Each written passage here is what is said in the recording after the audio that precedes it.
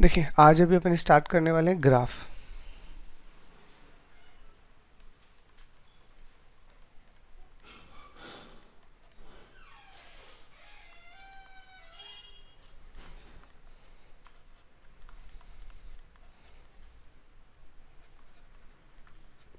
Graph of quadratic expression. देखिए graph जो बनता है ऑब्वियसली इतना फंडामेंटल तो आपको पता ही होगा कि ग्राफ जो बनता है, ग्राफ बनाने के लिए हमें क्या चाहिए होता है। अरे अगर आपको किसी भी इक्वेशंस के कभी भी ग्राफ नहीं बनते, you know that very well, hope so. अगर आपको पता हो तो जैसे ये आपका क्या है, ये आपका क्वाड्रेटिक इक्वेशन है, ठीक है। तो इस क्वाड्रेटिक इक्वेशन का कभी भी ग्राफ नहीं बनता, क्योंकि हमें ग्राफ बनाने के लिए क्या चाहिए होता है। ग्राफ बनाने के लिए हमें एक इंडिपेंडेंट वेरिएबल और एक डिपेंडेंट वेरिएबल चाहिए होते हैं, ठीक है। इसीलिए हमारे लिए अगर हमें ग्राफ बनाने हैं तो ग्राफ बनाने के लिए सबसे इंपॉर्टेंट चीज़ क्या है, हमारे पास क्वाड्रेटिक एक्सप्रेशन होना चाहिए। मतलब अगर हम ग्राफ की बात करेंगे तो this is over required expression, this is over required expression, ठीक है ना। क्योंकि ग्राफ बनाने के लिए हमें भी तो पता है ना, एक हमें इनपुट चाहिए और एक हमें आउटपुट चाहिए। तो यहाँ पे x हमारा एज ए इनपुट काम करेगा और y हमारा एज ए आउटपुट काम करेगा। तो हम इनपुट और आउटपुट के कॉम्बिनेशन से क्या कर सकते हैं, इसका ग्राफ बना सकते हैं। तो देखो ग्राफ बनाने से पहले जो सबसे इंपॉर्टेंट चीज़ है हम वहाँ से इसको स्टार्ट करते हैं। इसको मैंने आपको सॉल्व करके बताया था सिद्धाचार्य से, होप से सबको याद होगा ना। इसको मैंने आपको सिद्धाचार्य से पूरा का पूरा जब इस वाले पार्ट को रिजॉल्व किया था तो मैंने आपको पूरा का पूरा फैक्टराइज करके यहाँ तक बताया था, x plus b by 2a whole square minus का d अपॉन 4a स्क्वायर। यहाँ तक मैंने इसको फैक्टराइज किया था जब मैंने सिद्धाचार्य फॉर्मूला बनाया था, ठीक है। तो ये मेरा क्वाड्रेटिक इक्वेशन था। अब मैं एक्सप्रेशन में इसको y इक्वल टू में लिख देता हूँ, ये अपन पहले ही कर चुके हैं तो मैंने इसको डायरेक्ट लिख दिया। अब इसको थोड़ा रिजॉल्व करेंगे तो अपन क्या करते हैं, y का टर्म एक जगह ले लेते हैं और x का टर्म एक जगह ले लेते हैं। तो ये वाला टर्म आप इधर लेके आओगे तो ये क्या बनेगा, y plus D by 4a, ठीक है। ये और ये हमारे पास में जो टर्म बचेगा ये क्या बनेगा, a into x plus b by 2a whole square. तो अब हमारे पास में ये क्या, ये एक स्टैंडर्ड फॉर्म बन गया, ये हमारे पास में एक स्टैंडर्ड फॉर्म बन गया। और ये जो हमारा स्टैंडर्ड फॉर्म होता है it is similar to a parabola. Obviously ये सारी चीज़ मैं आपको पैराबोला में बताऊंगा। तो ये हमारे पास में एक स्टैंडर्ड फॉर्म बनेगा पैराबोला का, और वो standard form something like that,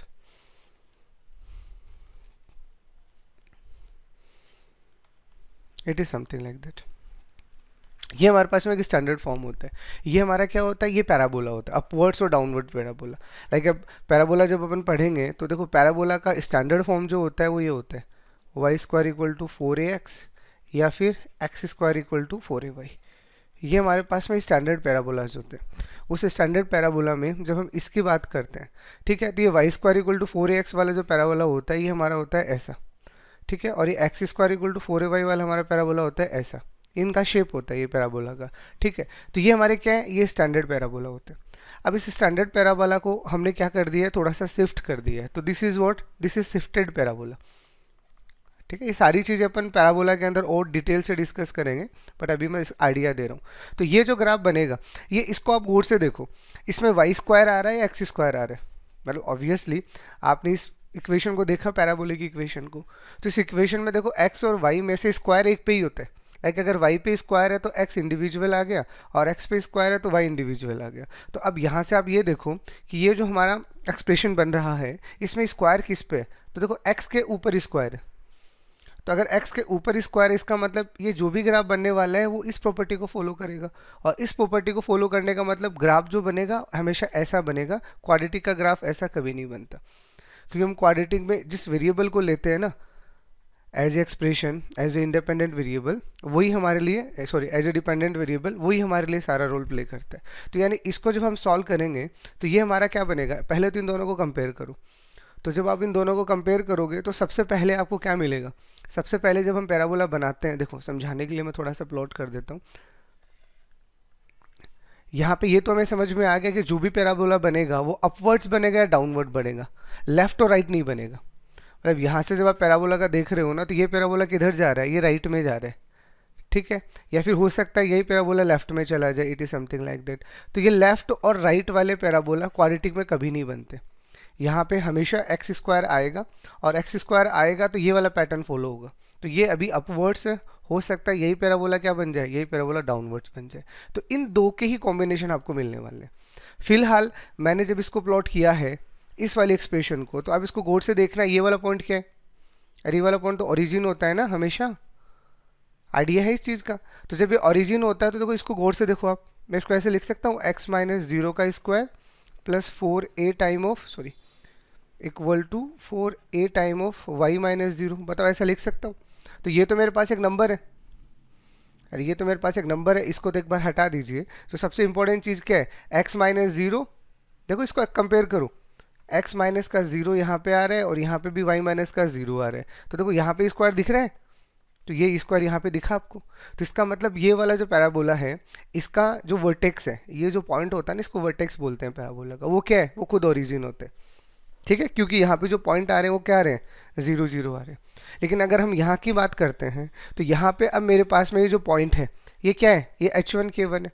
तो H1 और K1 के अकॉर्डिंगली अगर आप इसको ड्रॉ करोगे तो हो सकता है बनेगा तो ऊपर की तरफ ही, इसमें कोई डाउट नहीं है। हो सकता है ये पैराबोला का वर्टेक्स अब यहाँ नहीं आएगा, ओरिजिन पे नहीं आएगा, ये कैसा भी पैराबोला बनेगा, ये फ्री पैराबोला बनेगा, it is something like that. और इसको टच करे ऐसा भी कोई ज़रूरी नहीं है, वो डिपेंड करता है आपके एक्स और वाई कोऑर्डिनेट के ऊपर डिपेंड करता है। मान लीजिए मैंने ऐसा ऐसा ग्राफ बना दिया फॉर एग्जांपल, तो यहाँ पे this is very very important, इसे अपन कहते हैं वर्टेक्स ऑफ द पैराबोला। पूरा का पूरा पैराबोला का जो कंक्लूजन है वो वर्टेक्स से लिया जाता है। तो यहाँ पे इसका वर्टेक्स क्या है, यहाँ पे इसका वर्टेक्स है H1 K1, ठीक है, यहाँ पे इसका वर्टेक्स क्या है, जीरो जीरो। तो वैसे ही अब हम क्वाड्रेटिक की बात कर रहे हैं। ओरिजिनली अब जब हम क्वाड्रेटिक को सॉल्व करके और यहाँ तक लेके आ चुके हैं, यहाँ तक का कंक्लूजन हमें पता चल चुका है, तो जस्ट बाई कंपेरिजन हम क्या निकाल सकते हैं, इसका वर्टेक्स इजीली निकाल सकते हैं। बताओ, तो इसका अगर हम वर्टेक्स निकालेंगे तो वर्टेक्स के जो कोऑर्डिनेट्स आएंगे वो क्या आएंगे, यहाँ से अगर आप इन दोनों को कंपेयर करोगे तो कितना आएगा, माइनस का b/2 है, और यहाँ से जब इन दोनों को कंपेयर करोगे तो कितना आएगा, माइनस का d/4 है। This is the most important not related with the parabola, related with the quadratic.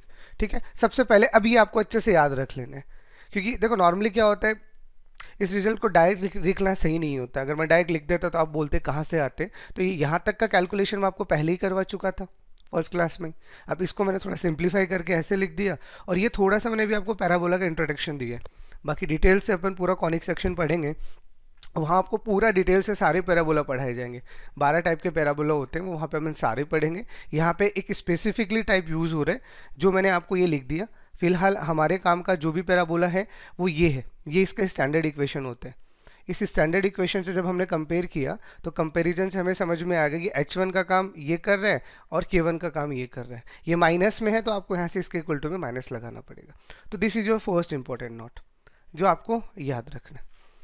ठीक है, अब इतना याद रखने के बाद में अब अपन आगे चलते। देखिए अब अगर अपन क्वाड्रेटिक का ग्राफ विजुअलाइज करते हैं तो देखो ये हमारे पास में क्वाड्रेटिक एक्सप्रेशन है जो अपन पहले से जानते हैं, ax स्क्वायर प्लस का bx plus c is equal to 0, जहाँ पे a कभी भी 0 नहीं होगा और abc कांस्टेंट होंगे, वो सब हमें पता है।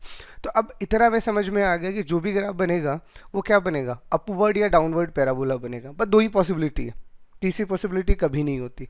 तो अब उसमें से भी हम सबसे पहले ये देख रहे हैं कि हमारा पैराबोला जो होगा वो अपवर्ड्स कब बनता है और हमारा पैराबोला डाउनवर्ड्स कब बनता है।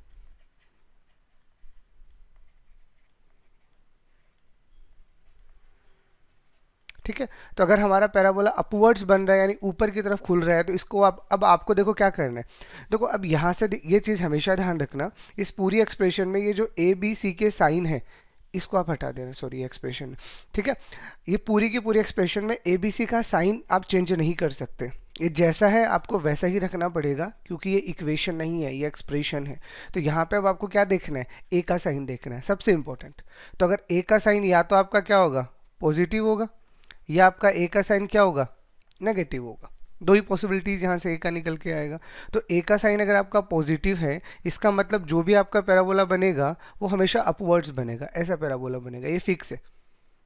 ये आपका बनेगा जब ए आपका क्या है, ग्रेटर देन 0, और ए जब आपका लेस देन 0 होता है तो यही पैराबोला आपका डाउनवर्ड्स बनेगा। It is something like that. ये चीज़ें फिक्स है, इनका शेप फिक्स हो चुका है। ठीक है। और वर्टेक्स, तो वर्टेक्स मैं इसके ऊपर लिखवा ही चुका हूँ कि अगर आप इसको सॉल्व करोगे तो इसका वर्टेक्स अब आपको अच्छे से याद रख लेना है। वर्टेक्स हमेशा कहाँ आएगा, वर्टेक्स हमेशा सेज सेंटर पॉइंट होते हैं। वर्टेक्स को हम बोलते हैं सिमेट्री पॉइंट। सिमेट्री पॉइंट का मतलब अगर मैंने यहाँ पे वर्टेक्स ड्रॉ कर दिया है और सॉरी पैराबोला ड्रॉ कर दिया और यहाँ पे वर्टेक्स है, तो ये वर्टेक्स पे ये जो लाइन होती है ना, ये लाइन सिमेट्री लाइन होती है। मतलब जितना ये पार्ट बनेगा उतना ही ये पार्ट बनेगा। ये पैराबोला को हमेशा क्या करता है, दो इक्वल पार्ट में डिवाइड करता है हमेशा। इस चीज़ का आपको ध्यान रख लेना है, ठीक है। तो ये वर्टेक्स अब आपको याद रख लेना है कि माइनस का b/2a और माइनस का d/4a होता है। This is a simple conclusion. अगर हम इसकी क्वाड्रेटिक के ग्राफ की बात करते हैं तो या तो ऐसा बनेगा या ऐसा बनेगा, दूसरा कोई शेप नहीं बनने वाला। ये चीज़ आपको पता होनी चाहिए, ठीक है। अब उसमें दूसरी इंपॉर्टेंट चीज, अब अभी तो हमने शेप बनाया है, लेकिन अब हमें पता है कि जब हम क्वाड्रेटिक की बात करते हैं तो क्वाड्रेटिक में सबसे इंपॉर्टेंट चीज़ क्या होता है, सबसे इंपॉर्टेंट चीज़ होते हैं उसके रूट्स, ठीक है। यानी रूट्स की अगर हम बात करते हैं तो रूट्स क्या होते हैं, रियल एंड डिस्टिंक्ट होते हैं, रियल एंड इक्वल होते हैं, या फिर इमेजिनरी होते हैं। तो हम ग्राफिकल ऑब्जर्वेशन से ये सीखना चाह रहे हैं कि अगर हमने ग्राफ प्लॉट कर दिया तो क्या हम ग्राफ को देख के सारी चीज़ें विजुअलाइज कर सकते हैं जो हमने वहाँ से सीखी है। तो बिल्कुल उसको हम आराम से करेंगे। कैसे, अब वो देखो। तो यहाँ से हमारे पास में 3 केसेस बनेंगे, 1 बाय 1 आप एक एक केस को समझिए ताकि आपको किसी तरह से आगे प्रॉब्लम ना आए, ठीक है। तो सबसे पहले हमारे पास फर्स्ट केस आता है। अगर हम ये बोलते हैं कि हमारे पास में d क्या है, ग्रेटर देन 0 है। पहले इस चीज़ को समझना, हम क्या बोलते हैं, d हमारा क्या है, ग्रेटर देन 0 है। तो अगर हमारा d ग्रेटर देन 0 होता है तो इसका मतलब अपन क्या समझते हैं कि रूट्स हमारे कैसे हैं, roots are real and distinct. ये समझ में आते हैं हमें, ठीक है। तो रूट्स अगर हमारे रियल एंड डिस्टिंक्ट हैं, इसका मतलब रूट्स आएंगे, और रूट्स आएंगे तो रूट्स कहाँ पे आते हैं, अरे इस क्वाड्रेटिक एक्सप्रेशन में रूट्स का मतलब x का वैल्यू है। तो अगर हम प्लॉटिंग करेंगे, ग्राफ बनाएंगे, देखो इस चीज़ को, अगर हम इनके ग्राफ बनाएंगे तो ये हमारा क्या है, ये हमारा x एक्सिस है, y एक्सिस का भी नीड नहीं है, मैं एक साथ बनाऊंगा बाद में, ठीक है। तो अगर ये मेरा x एक्सिस है तो इस पर कहीं ना कहीं रूट्स आएंगे। मान लीजिए ये अल्फा आ गया और ये बीटा आ गया, या यही आपके 2 रूट्स है। तो ये 2 रूट्स आएंगे, इसका मतलब क्या समझ में आता है कि जो भी आपका पैराबोला आएगा वो x एक्सिस को क्या करेगा, 2 जगह पे कट करेगा ही करेगा, क्योंकि जब 2 जगह कट करेगा तभी तो जाके 2 रूट्स आएंगे। समझ रहे हो, क्योंकि यहाँ रूट्स का मतलब क्या है, x एक्सिस का वैल्यू। तो ये हमारे पास x एक्सिस ही तो है, तो इस x एक्सिस पे हमें 2 वैल्यू चाहिए ही चाहिए होगी। अब ये जो कट कर रहा है, इस कट में अब 2 पॉसिबिलिटीज आपके पास होंगी। अब वो डिपेंड करता है कि अब आपके पास में a का वैल्यू क्या है, क्योंकि अभी भी हमने सीखा ना कि हमारे पास में 2 तरह के ग्राफ्स बनेंगे। तो हमने यहाँ पे सिंपल सा केस क्या बना रखा है कि या तो हमारे पास में a का वैल्यू ग्रेटर देन 0 होगा, या हमारे पास में a का वैल्यू लेस देन 0 होगा, ठीक है। अब हमें ये पता चल चुका है कि a का वैल्यू अगर क्या है, ग्रेटर देन 0 है, तो हमारा ग्राफ कैसा बनेगा, अपवर्ड्स बनेगा। तो इसका मतलब जो भी ग्राफ बनेगा वो कुछ ऐसा बनेगा। This is your graph. इस ग्राफ में इस पॉइंट पे अल्फा है, इस पॉइंट पे बीटा है।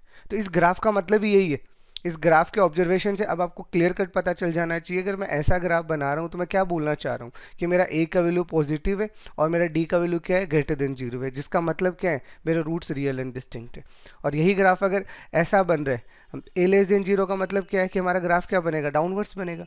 तो डाउनवर्ड्स बनेगा, इसका मतलब हम ग्राफ को किस तरह से प्लॉट कर सकते हैं, हम ग्राफ को इस तरह से प्लॉट करेंगे, क्योंकि अब हमारा ग्राफ क्या आएगा, अब हमारा ग्राफ डाउनवर्ड्स आएगा, ठीक है। तो a अगर हमारा लेस देन 0 है और d हमारा ग्रेटर देन 0 है तो डाउनवर्ड्स आएगा और ये अपवर्ड्स आएगा, ठीक है।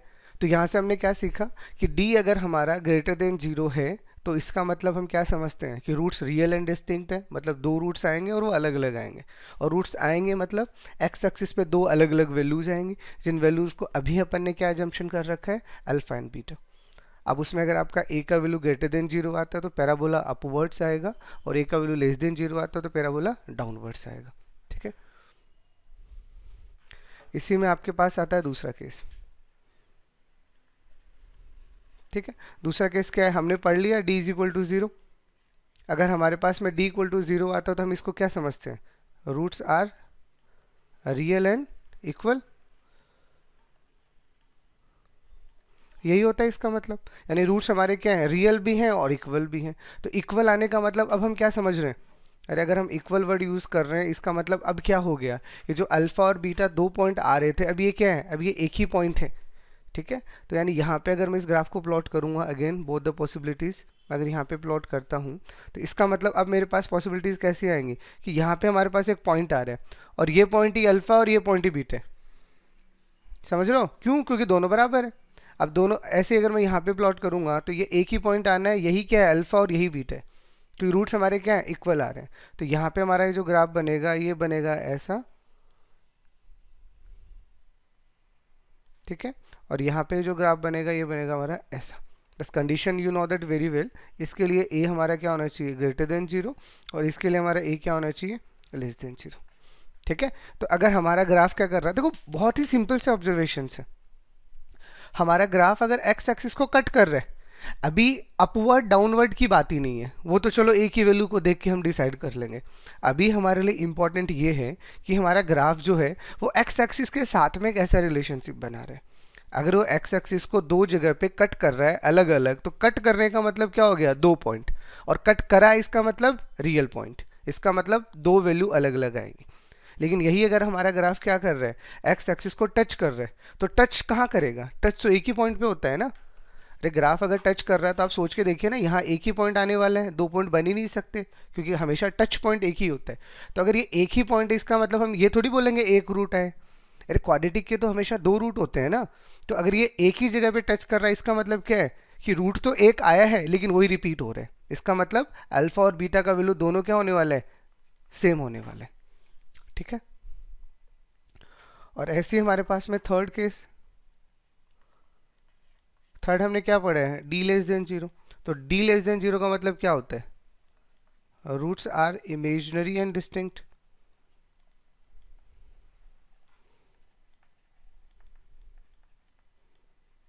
ठीक है, तो अगर रूट्स हमारे इमेजिनरी आ रहे हैं, ठीक है, तो इसका मतलब अब हम क्या समझेंगे, आप सोच के देखिए, अगर रूट्स हमारे इमेजिनरी इसका मतलब रूट्स आ ही नहीं रहे, और रूट्स नहीं आ रहे इसका मतलब रियल नंबर तो नहीं है। और हमें भी पता है कि जब हम एक्स एक्सिस और वाई एक्सिस में प्लॉटिंग की बात कर रहे हैं, बिकॉज फिलहाल हम जो प्लॉट कर रहे हैं वो रियल नंबर कर रहे हैं।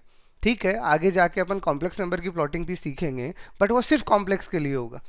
अगर मैं यहाँ पे रियल नंबर की प्लॉटिंग कर रहा हूँ तो मेरे लिए एक्स एक्सिस पे कौन मैटर करता है, सिर्फ रियल नंबर मैटर करता है। अगर मेरे पास रियल नंबर आ रहा है तो वो एक्स एक्सिस पे कहीं ना कहीं टच या कट करेगा, नहीं तो नहीं करेगा। तो अब हम क्या समझे कि रूट्स अगर इमेजिनरी आ रहे हैं तो इसका मतलब वो एक्स एक्सिस को ना तो टच कर सकता है ना ही कट कर सकता है, क्योंकि एक्स एक्सिस पे कोई पॉइंट ही नहीं है। तो इसका मतलब क्या होगा, या तो एक्स एक्सिस के पूरा ऊपर से निकल जाएगा, ठीक है, या एक्स एक्सिस के पूरा नीचे से निकल जाएगा। ठीक है, एक्स एक्सिस के ऊपर है इसका मतलब ए का वैल्यू क्या आना चाहिए ग्रेटर देन 0, और एक्स एक्सिस से नीचे इसका मतलब ए का वैल्यू क्या आना चाहिए लेस देन 0। ठीक है, तो it is just a simple observation कि आप एक्स एक्सिस के साथ में रिएक्शंस देखो। अब आपको यहाँ से समझ में आ गया कि कोई भी ग्राफ अगर क्वाड्रेटिक का बनेगा तो एक्स एक्सिस के साथ में तीन तरह का रिलेशनशिप बनाएगा, या तो एक्स एक्सिस को कट करेगा या टच करेगा, या फिर ना तो कट करेगा ना टच करेगा। तो इन चीज़ों को देख के अब आप क्या कर सकते हो, रूट्स का नेचर जो है वो इजीली क्या कर सकते हो गैस कर सकते हो। ठीक है, ओके, ये हमारा हो गया दूसरा पॉइंट। अब इसी में थोड़ा सा जान लीजिए आप, अभी ये तो एक्स एक्सिस था, अब अगर अपन वाई एक्सिस की बात करते हैं कि मान लीजिए आप ये जानना चाह रहे हो कि हमारा ग्राफ जो है वो वाई एक्सिस के साथ क्या रिलेशनशिप बनाएगा, तो ये तो कंफर्म है कि जो भी क्वाड्रेटिक का ग्राफ बनेगा वो वाई एक्सिस को भी कट करेगा ही करेगा। जैसे ये हमने यहाँ पे ये बनाया, ठीक है, जहाँ पे सारी कंडीशन आपको पता है लाइक दिस। अब अगर मैं वाई एक्सिस के कॉरेस्पॉन्डिंगली बात कर रहा हूँ, जैसे एक बार के लिए मैं दोनों एक्सिस ड्रॉ कर रहा हूँ, ठीक है। अब अगर मैं दोनों एक्सिस ड्रॉ कर रहा हूँ तो मान लो सिर्फ सपोज करूँ, क्योंकि इनमें से किसी भी तरह का तीन केस बने, एक्स एक्सिस को तो हमने देख लिया, तीन अलग अलग पॉसिबिलिटीज़ बनती हैं, बट वाई एक्सिस को भी वो कट करेगा, कोई भी पॉसिबिलिटीज़ बने। हमारा जो ग्राफ बनेगा, मान लीजिए मैंने ऐसा बना दिया, ठीक है, अब मैंने ऐसा बना दिया, तो आप यहाँ देखो, यहाँ पे आपको एक पॉइंट मिला, दिस इज द पॉइंट। तो अब हमें ये जानना है ये वाई एक्सिस वाला पॉइंट क्या है। तो it is a simple observation, अगर आप ये जानना चाह रहे हो कि आपका क्वाड्रेटिक का जो ग्राफ है वो वाई एक्सिस को कहाँ कट कर रहा है, तो इतना तो आपने पढ़ रखा होगा ना कि अगर वाई एक्सिस पे कोई भी पॉइंट अगर अपन लेते हैं तो उसका एक्स कोऑर्डिनेट तो जीरो होता है, तो हम क्या करते हैं इस क्वाड्रेटिक एक्सप्रेशन में जहाँ जहाँ पे एक्स है वहाँ पे जीरो पुट कर देते हैं। तो जैसे आप एक्स की जगह जीरो पुट करोगे वाई की जगह आपको क्या मिलेगा सी। इसका मतलब जो पॉइंट आपको चाहिए एक्स एक्सिस पे, सॉरी वाई एक्सिस पे, वो क्या मिलने वाला है, इट इज़ ऑलवेज फिक्स्ड। ये हमेशा क्या होता है, जीरो कोमा सी होता है। ये फिक्स हो गया, ये लो। तो अगर आपको ये पता करना है कि आपका ग्राफ वाई एक्सिस पे कहाँ कट करेगा, तो this is the meaning of this, कि वो कहाँ कट करेगा, वो जीरो कोमा सी पे हमेशा करेगा। तो बताओ यहाँ तक किसी को भी कोई दिक्कत, जस्ट है ऑब्जर्वेशन, ये ऑब्जर्वेशन आपको समझ आनी चाहिए। ये 3 पॉइंट है जिससे आप क्या कर सकते हो, क्वाड्रेटिक का कंप्लीट ग्राफ बना सकते हो। अब मैं काम करता हूँ, अब मैं कोई भी एक क्वाड्रेटिक का एक्सप्रेशन ले रहा हूँ और उसका एक कंप्लीट ग्राफ बनाते हैं, क्योंकि जब तक आपको कंप्लीट ग्राफ नहीं समझ में आएगा ना, तब तक मैं आगे कितना भी पढ़ा दूँ आपको समझ में ही नहीं आने वाला। तो फॉर एग्जाम्पल बस आपको एक ग्राफ पूरा बनाना है, ठीक है। तो y इज इक्वल टू, मैंने आपको लिख दिया, मान लीजिए एक्स स्क्वायर माइनस का 5x प्लस का 6, ये मेरे पास एक क्वाड्रेटिक एक्सप्रेशन है और मुझे इसका ग्राफ प्लॉट करना है। तो देखो इसका ग्राफ प्लॉट करने के लिए आप स्टेप बाय स्टेप चलो। सबसे पहले आप a का वैल्यू देखो ताकि आपको ये पता चले अपवर्ड आएगा या डाउनवर्ड आएगा। तो सबसे पहली स्टेप में आपको क्या करना है, a का वैल्यू देखना है। तो a का वैल्यू क्या है, ग्रेटर देन 0, ठीक है। तो a का वैल्यू ग्रेटर देन 0, इसका मतलब जो भी पैराबोला बनेगा वो अपवर्ड्स बनेगा, ये चीज़ हमने रफली डिसाइड कर ली, ठीक है। मतलब ये वाला पैराबोला बनेगा। दूसरा स्टेप, अब हम क्या पता करते हैं, अब हम d पता करते हैं, ठीक है। तो d का पता करने से d मतलब बी स्क्वायर माइनस का 4ac, तो b कितना आ रहा है -5 यानी 25 माइनस का 4 इंटू 1 इंटू 6 यानी कितना आ रहा है 1, और d अब हमारे यहाँ से क्या आ रहा है, ग्रेटर देन 0 आ रहा है। तो अगर हमारा d ग्रेटर देन 0 आ रहा है तो अब हमें क्या पता चल गया कि जो भी हमारा ग्राफ आएगा वो x एक्सिस को 2 जगह कट करेगा। यहाँ तक पहुँच गए, ये अल्फा आ गया और ये बीटा आ गया, ठीक है। तीसरा, अब तीसरा आपको क्या पता करना है, तीसरा आपको उसका वर्टेक्स पता करना है। तो वर्टेक्स का अभी भी रिजल्ट अपन लिख चुके हैं, माइनस का b/2a और माइनस का d/4a, ये हमारा क्या होता है, ये हमारा वर्टेक्स होता है। तो अब हम क्या करते हैं, इस वर्टेक्स को सॉल्व कर लेते हैं। तो d हमने पहले से ही सॉल्व कर रखा है, तो ये हमारे पास क्या आएगा, माइनस का b, तो यहाँ से इसका b कितना है, माइनस का 5, ठीक है। तो ये आपके पास हो जाएगा 5/2a यानी a आपका 1 है तो 5/2, और माइनस का d, तो this is what, this is minus का 1/4a, दिस इज -4, ठीक है। तो यानी आपका जो वर्टेक्स आएगा वो कितना आएगा, 5/2 कोमा माइनस का 1/4, ये आपका वर्टेक्स आ चुका है। और फोर्थ पॉइंट अब क्या बचा, वाई एक्सिस पे कहाँ कट करेगा, तो वाई एक्सिस का अगर अपन लोगों को पॉइंट चाहिए तो वो क्या होता है, वो 0, c होता है। तो वो यहाँ से हमें क्या पता चलेगा, 0,6, ठीक है ना, क्योंकि c का वैल्यू कितना है 6। तो बस ये 4 इन्फॉर्मेशन चाहिए थी आपको ग्राफ प्लॉट करने के लिए। अब मैं इस पूरे ग्राफ को प्लॉट कर रहा हूँ, देखो अगर मैं इस पूरे ग्राफ को प्लॉट करूंगा तो अब देखो कैसे इसकी प्लॉटिंग होगी। अब देखो जो जो इन्फॉर्मेशन चाहिए सबको पहले अच्छे से देखो। सबसे पहले इंपॉर्टेंट चीज, आपको ग्राफ का नेचर समझ में आ गया और रूट समझ में आ गया। इससे भी ज्यादा इंपॉर्टेंट चीज फिलहाल क्या है हमारे लिए, वर्टेक्स। तो वर्टेक्स क्या है, 5/2 और -1,4। इसका मतलब ये कौन से क्वाड्रेंट में आएगा, थोड़ा बहुत कोऑर्डिनेट ज्योमेट्री आता है ना, पहला पॉजिटिव और दूसरा नेगेटिव है, ये कौन से क्वाड्रेंट में होता है, फोर्थ क्वाड्रेंट। अरे यहाँ पे प्लस प्लस होता है।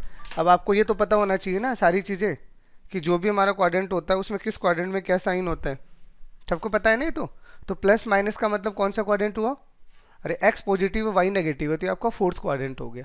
इसका मतलब जो भी आपका वर्टेक्स आने वाला है वो फोर्थ क्वाड्रेंट में आने वाला है।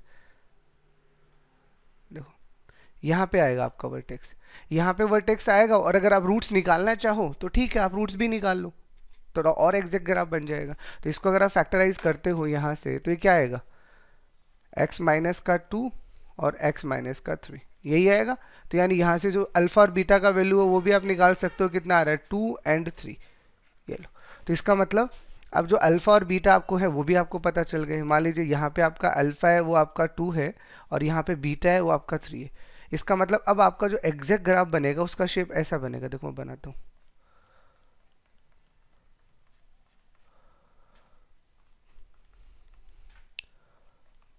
This is exact shape of the graph. उसमें ये आपका अल्फा पॉइंट बन गया, ये आपका बीटा पॉइंट बन गया, यहाँ पे आपका वर्टेक्स है, ठीक है। और इस वर्टेक्स का वैल्यू अपन ने कितना निकाल रखा है, 5/2 माइनस का 1/4। ये आ गया। और यहाँ पे ये जो पॉइंट है ये हमारा क्या पॉइंट है, वाई एक्सिस का पॉइंट है जो कितना आ रहा है 0,6। तो this is a complete plotting of the graph. तो अब हम अगर उस एक्सप्रेशन की बात कर रहे हैं तो हमने उस एक्सप्रेशन का पूरा ग्राफ बना दिया। ये लो, अब बताओ इस ग्राफ में किसी को भी कोई दिक्कत है? क्योंकि एक ग्राफ अगर आपको बनाना आ गया ना तो अब अपन आगे की चीज़ों को समझ सकते हैं जिसमें हमें कहीं कोई दिक्कत नहीं आने वाला। तो बताओ यहाँ तक ग्राफ में अगर कोई दिक्कत है तो मैं एक और ग्राफ बनाऊँ, नहीं तो अपन आगे चलें। सबको क्लियर ना? Yes sir.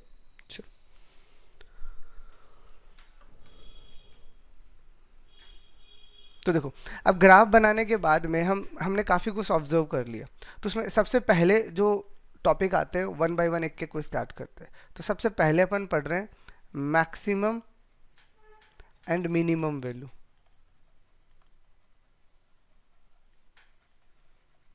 ठीक है, ऑफ ए क्वाड्रेटिक एक्सप्रेशन। तो अगर आपको कोई भी क्वाड्रेटिक एक्सप्रेशन दे रखा है और आपको बोला है इसका मिनिमम या मैक्सिमम वैल्यू बताएंगे तो आप कैसे बताओगे? तो देखो बहुत ही सिंपल सा ऑब्जर्वेशन है, क्योंकि ग्राफ आपने बना लिया ना तो दैट इज सफिशिएंट। ये सफिशिएंट है उसकी मैक्सिमम और मिनिमम वैल्यू बताने के लिए। यानी ये अगर आपके पास में क्वाड्रेटिक बन रहा है, ठीक है, तो मैं आपको देखो दो केसेस से अभी जो अपन ने पढ़ा ना उसी की समरी है, नथिंग एल्स। तो दो केसेस में पैरेलल बना देता हूँ। This is case number 1 and this is case number 2। फिलहाल आप एक्स एक्सिस और वाई एक्सिस सबको भूल जाइए, बस आप इतना देखिए ए क्या है। तो या तो ए आपका ग्रेटर देन 0 होगा, ठीक है, या आपका ए लेस देन 0 होगा। ठीक है, तो अगर आपका ए ग्रेटर देन 0 है इसका मतलब जो भी आपका पैराबोला बनेगा वो ऐसा बनेगा। ठीक है, और ए अगर आपका लेस देन 0 है तो जो भी आपका पैराबोला बनेगा वो ऐसा बनेगा। ये चीज़ तो अभी आपने समझ ली। ठीक है, अब इसको देख के आप मुझे बताओ, सिर्फ ऑब्जर्वेशन की बात करते हैं। यहाँ एक पॉइंट है जिसको हमने क्या नाम दिया, वर्टेक्स। यहाँ पे एक पॉइंट है जिसको हमने क्या नाम दिया, वर्टेक्स। अब ये जो वर्टेक्स वाला पॉइंट है ये अगर आप इस पूरे ग्राफ को ऑब्जर्व करोगे तो यहाँ पे ये जो वर्टेक्स वाला पॉइंट है ये कौन सा वाला पॉइंट है बताओ जरा? ये मिनिमम वाला पॉइंट नहीं है?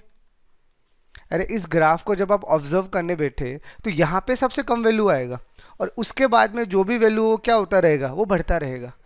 ये पैराबोला का शेप जो है ना ये खुलता रहता है, कप की तरह होता है। ये फ्लैटेड होता रहेगा ऊपर नीचे ऊपर नीचे। तो ऊपर वैल्यू जाते जाते कितनी तक जा रही है, फिर ये इन्फिनिटी तक जाएगा। ठीक है, लेकिन यहाँ पे जो वैल्यू है वो मिनिमम मिलेगी।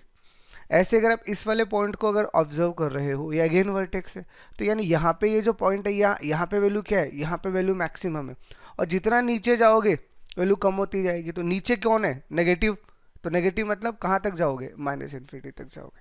मतलब इन दोनों ग्राफ से हमें सिर्फ इतना समझ में आ रहा है कि अगर हमें क्वाड्रेटिक एक्सप्रेशन पता है तो अगर ए आपका पॉजिटिव है, अब इसको समझना, अगर ए आपका पॉजिटिव है तो मैक्सिमम वैल्यू तो इन्फाइनाइट ही होनी है, मिनिमम वैल्यू निकालनी पड़ेगी।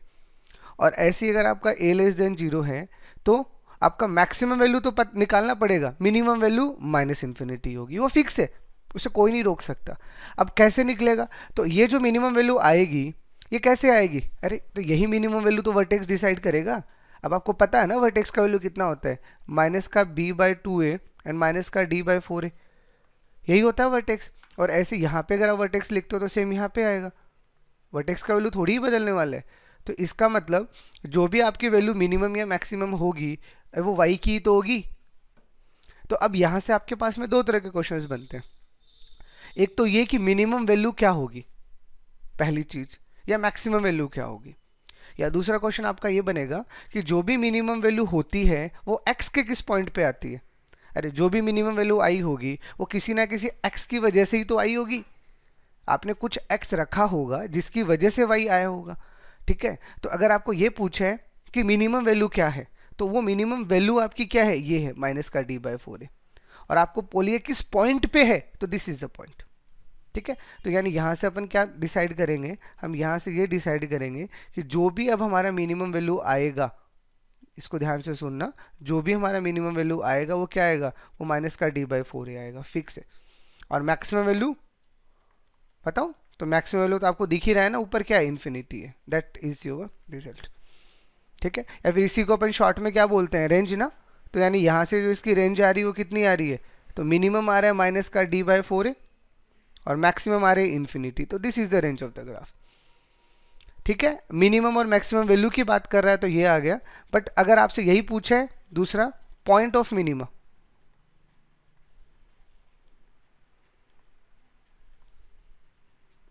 ठीक है, आपको ये पूछा है किस पॉइंट पे आपकी मिनिमम वैल्यू आई है, then the point is minus b by two. अगर आप x की जगह ये वैल्यू रखोगे ना माइनस का b बाई टू है, अरे तभी तो आपको y का ये वैल्यू मिलेगा, नहीं कहाँ से मिलेगा। तो इस पॉइंट को रखने से आपके पास में एज ए रिजल्ट ये रिजल्ट आया है, ठीक है। तो इसका मिनिमम वैल्यू आएगा माइनस का d बाई फोर है और मैक्सिमम वैल्यू आएगा इन्फिनिटी। तो इसका यहाँ पर रेंज ऐसे लिख सकते हैं, that is a point, okay. और ऐसे अगर अपने दूसरे वाला ग्राफ अगर अपन ऑब्जर्व करते हैं, देखो, तो यहाँ से अब अपन क्या बोलेंगे, अरे इस ग्राफ का जो ऑब्जर्वेशन है वो हमें क्या समझा रहा है कि हम डायरेक्ट क्या निकाल सकते हैं, मैक्सिमम वैल्यू। तो इस ग्राफ का मैक्सिमम वैल्यू कितना आ रहा है, माइनस का d बाई फोर है, ठीक है, क्योंकि इस पॉइंट पे जो वैल्यू है वो सबसे ज़्यादा है। तो माइनस का d बाई फोर है आपका मैक्सिमम वैल्यू हो गया। तो यहाँ से फिर मिनिमम वैल्यू कितना आ जाएगा, तो यहाँ से आपका मिनिमम वैल्यू आएगा माइनस का इन्फिनिटी। तो इसका रेंज कितना आ गया, तो हम इसका रेंज लिख सकते हैं माइनस के इन्फिनिटी से माइनस का d बाई फोर है, ठीक है। और यहाँ से भी अगर हमें पूछा गया है कि बताइए पॉइंट ऑफ मिनिमा क्या है, sorry point of maxima not minima, क्योंकि यहाँ पे आपको अब मैक्सिमम वैल्यू मिल रहा है। तो again minus b by two है आपका क्या बनेगा, पॉइंट ऑफ मैक्सिमा। तो देखो कमाल की बात क्या है, कमाल की बात ये है कि दोनों के आंसर यही है, माइनस का d बाई फोर है और माइनस का b बाई टू है, दोनों में ही ये आंसर है। बट आपको क्या डिसाइड करना है कि कब मिनिमा बनेगा और कब मैक्सिमा बनेगा। तो वो कैसे पता चलेगा, तो वो पता चलेगा आपको a से। आप a का वैल्यू देखिए और a की वैल्यू को देखने के बाद आप डिसाइड कीजिए कि कौन सा रूल लग रहा है, ठीक है। जैसे फॉर एग्जाम्पल आपसे पूछा है फाइंड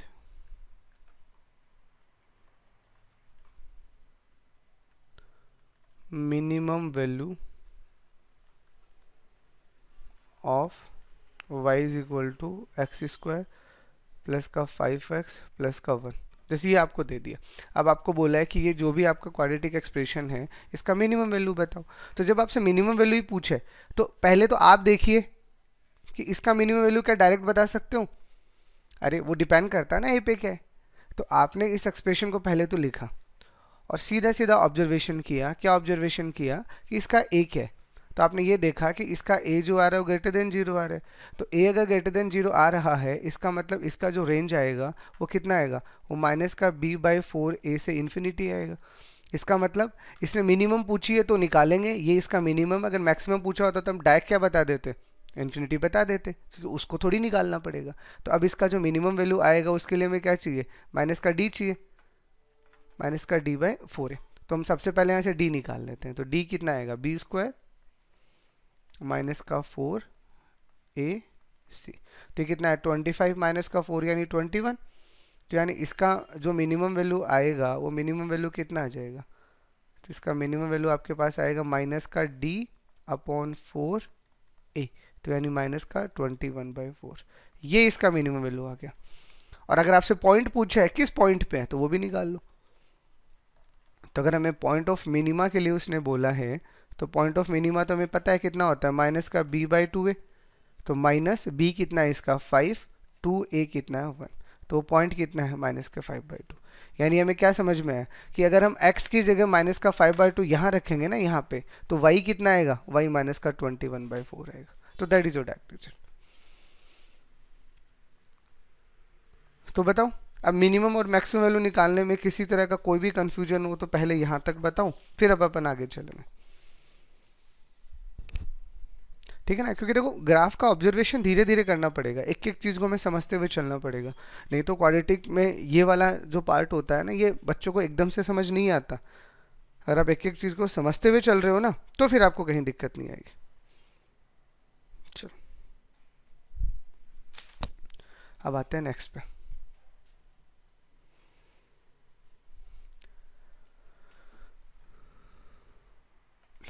अब हमारे पास आता है, अब यहाँ से हमारे पास में क्वाड्रेटिक का सबसे इंपॉर्टेंट पार्ट स्टार्ट हो जाता है, and that first is the sign of quadratic expression.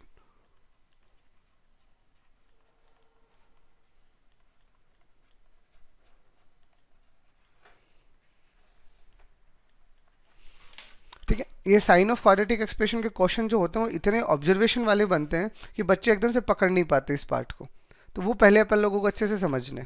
तो इस वाले पार्ट पे मैं पूरा आपको समझा रहा हूँ और जो रिजल्ट्स हैं वो लिखवा रहा हूँ और फिर कुछ हाथ ऑब्जर्वेशन भी कर लेते हैं। तो साइन ऑफ क्वाड्रेटिक एक्सप्रेशन का मतलब क्या है, पहले मैं इसका आपको मतलब समझा देता हूँ, फिर मैं इसको पूरे पार्ट को कंटिन्यू करूँगा। देखो ये आपके पास में क्वाड्रेटिक एक्सप्रेशन है,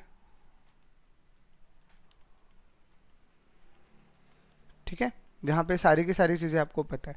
अब इसका ग्राफ आपने पता कर लिया, नो डाउट, ठीक है, अब इतनी देर से पहले इसके ग्राफ को ही निकाल रहे थे, तो जो भी हमारा ग्राफ आ रहा है उसको हमने पता कर लिया। जैसे फॉर एग्जाम्पल ये हमारा ग्राफ बन रहा है, ठीक है, और चलो पूरा मान लेता हूँ मैं कि ये वाला मेरा ग्राफ बन रहा है, इतना हमने पता कर लिया। तो इतना पता करते ही अगर मैं ये ग्राफ बना रहा हूँ तो इसके बारे में अब आप क्या कमेंट कर सकते हो, इतना समझ में आ गया ना। तो इसके बारे में हम क्या कमेंट कर सकते हैं कि ए का वैल्यू ग्रेटर देन 0 आया होगा और डी का वैल्यू ग्रेटर देन 0 आया होगा, ऐसी दो कंडीशन सेटिस्फाई हुई होगी तब जाके ग्राफ बना होगा। ये चीज़ अपन ने समझ लिया, ठीक है। अब अगर अपन अपन क्या कर रहे हैं, इस पूरे क्वाड्रेटिक को ऑब्जर्व कर रहे हैं। ऑब्जर्वेशन का मतलब क्या हुआ कि ये मेरा अल्फा पॉइंट है, ये मेरा बीटा पॉइंट है। तो अब ये जो भी मेरा क्वाड्रेटिक का ग्राफ बन रहा है, मैं ये पता करना चाह रहा हूँ ये ग्राफ कब पॉजिटिव वैल्यू देगा और कब नेगेटिव वैल्यू देगा। अरे टॉपिक देखिए ना, क्या है, साइन। हमें ये पता करना है इस क्वाड्रेटिक को जब हम सॉल्व कर रहे हैं ना, तो ये कब कब तो पॉजिटिव हो रहा है और कब कब नेगेटिव हो रहा है, हमें वो रेंज चाहिए, उस साइन का रेंज चाहिए। तो साइन के रेंज से अब सिंपल ऑब्जर्वेशन से हमें क्या समझ में आ रहा है, वैसे इसको अगर लेता हूँ तो देखो इस वाले पार्ट को हम अलग ले लेते हैं, ठीक है, इस वाले पार्ट को अपन अलग ले लेते हैं, ठीक है, और इस वाले पार्ट को अपन अलग ले लेते हैं। तो इन तीनों पार्ट से हमें ऑब्जर्वेशन से क्या समझ में आ रहा है, वो चीज़ इंपॉर्टेंट होती है। लाइक अल्फा और बीटा है, तो अल्फा बीटा के बीच में अगर मैं आपसे पूछूं कि ग्राफ का साइन कैसा आएगा तो आप क्या कहोगे, अरे ऑब्वियसली ये मेरा एक्स एक्सिस है, तो एक्स एक्सिस से ऊपर कोई भी ग्राफ आता है वो पॉजिटिव होता है और एक्स एक्सिस के नीचे कोई भी ग्राफ आता है वो नेगेटिव होता है। इसमें तो कोई दिक्कत नहीं है ना, अरे क्योंकि होता तो वाई एक्सिस ही है। इस वाई एक्सिस में इधर सारा का सारा पार्ट पॉजिटिव होता है, इधर सारा का सारा पार्ट नेगेटिव होता है। तो बस आपको क्या देखना है, आपको ये देखना है उस ग्राफ में कि कितना पार्ट एक्स एक्सिस के ऊपर है और कितना पार्ट एक्स एक्सिस के नीचे है। क्योंकि जितना पार्ट एक्स एक्सिस के ऊपर होगा वो सारा का सारा क्या होगा, पॉजिटिव होगा, और जितना पार्ट एक्स एक्सिस के नीचे होगा वो सारा पार्ट नेगेटिव होगा। और हमें पता क्या करना है, अरे हमें यही तो पता करना है कि हमारे क्वाड्रेटिक का साइन कहाँ पे पॉजिटिव आ रहा है और कहाँ पे नेगेटिव आ रहा है। तो इसमें मैं क्या कर रहा हूँ, ये 1 बाय 1 तीनों केस आपको समझा रहा हूँ, ठीक है, d greater than 0, d equal to 0 और डी लेस देन 0, ठीक है। तो इसको समझो पूरा। तो एक मैंने बना ही रखा है, मैं यहीं से चीज़ें स्टार्ट कर देता हूँ। Like this is over case number 1, ठीक है, ये मेरा केस नंबर 1 है। और इस केस नंबर 1 में डी तो ग्रेटर देन 0 है, ए मैं अभी ग्रेटर देन 0 कर रहा हूँ, फिर दूसरा केस भी बनाऊंगा, वेट। अब इसको देखो, इसको देखने के बाद में अब माँ मुझे ये बताओ कि ये मेरा जो क्वाड्रेटिक एक्सप्रेशन में y आ रहा है, इस y का साइन कब पॉजिटिव आ रहा है और कब नेगेटिव आ रहा है, वो आपको बताना है। तो आप बता नहीं सकते कि ये जो y आएगा, इस y का अगर हम लोगों को साइन निकालना है तो इसके साइन के बारे में अपन क्या कमेंट करेंगे। देखो मैं यहाँ पे लिख दूँ कि कब ये ग्रेटर देन 0 आएगा, कब ये लेस देन 0 आएगा और कब ये इक्वल टू 0 आएगा, वो चीज़ें हमें पता करनी है, ठीक है। तो अब सबसे पहले इस ग्राफ को देखो और इस ग्राफ को देख के हमें ये बताना है कि y का वैल्यू पॉजिटिव कब आ रहा है। तो y का वैल्यू पॉजिटिव कब आएगा, अरे जब ग्राफ हमारा एक्स एक्सिस के ऊपर आएगा। तो एक्स एक्सिस के ऊपर हमारा ग्राफ कहाँ से आ रहा है, ये आपका क्या है, अरे आपका अल्फा है, तो अल्फा के इधर आप जा रहे हो, तो अल्फा के इधर आप किधर जा रहे हो बताओ, अरे माइनस इन्फिनिटी ना।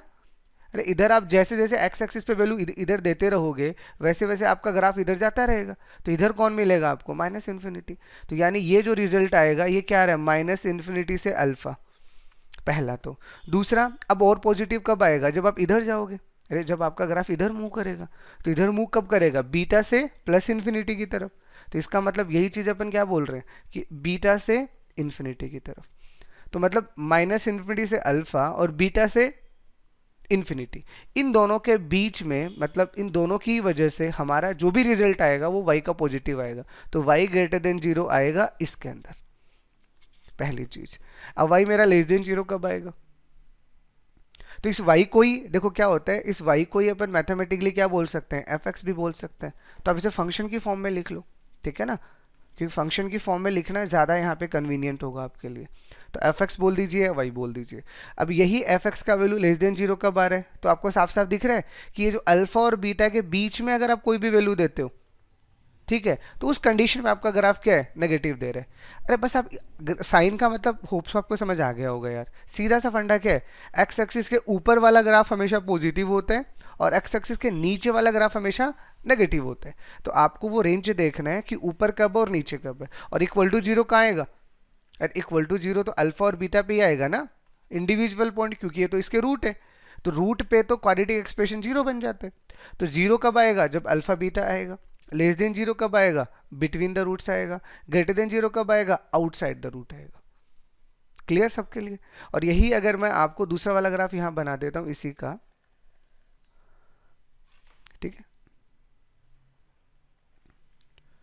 ये इसका अगर अपन दूसरा वाला ग्राफ बनाते हैं तो ये मेरा केस क्या बन जाएगा, ए मेरा लेस देन जीरो बन जाएगा और डी मेरा ग्रेटर देन जीरो बन जाएगा। यही है। तो यहाँ से अगर अपन ऑब्जर्व कर रहे हैं तो यहाँ पे अल्फा आ रहा है और यहाँ पे बीटा आ रहा है, वो तो सारी की सारी चीज़ें ही हैं।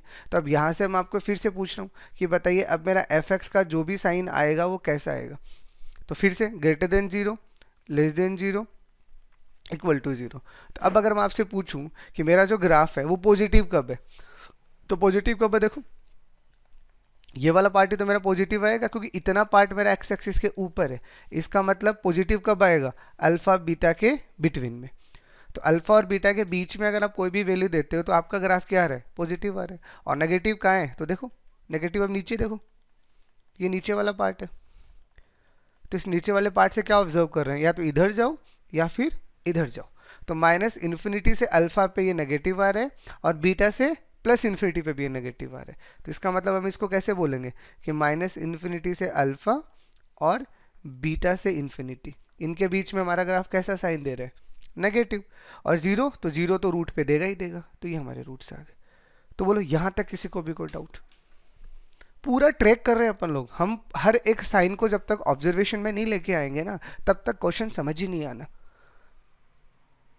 तो इन दोनों को अगर समझ में आ गई वो चीज़ें तो अब आप इन दोनों को बिल्कुल ऑब्जर्वेशन के साथ देखो क्या समझ में आ रहा है कि इस ग्राफ से हमें जो रिजल्ट मिल रहा है वो पॉजिटिव भी मिल रहा है, नेगेटिव भी मिल रहा है और जीरो भी मिल रहा है।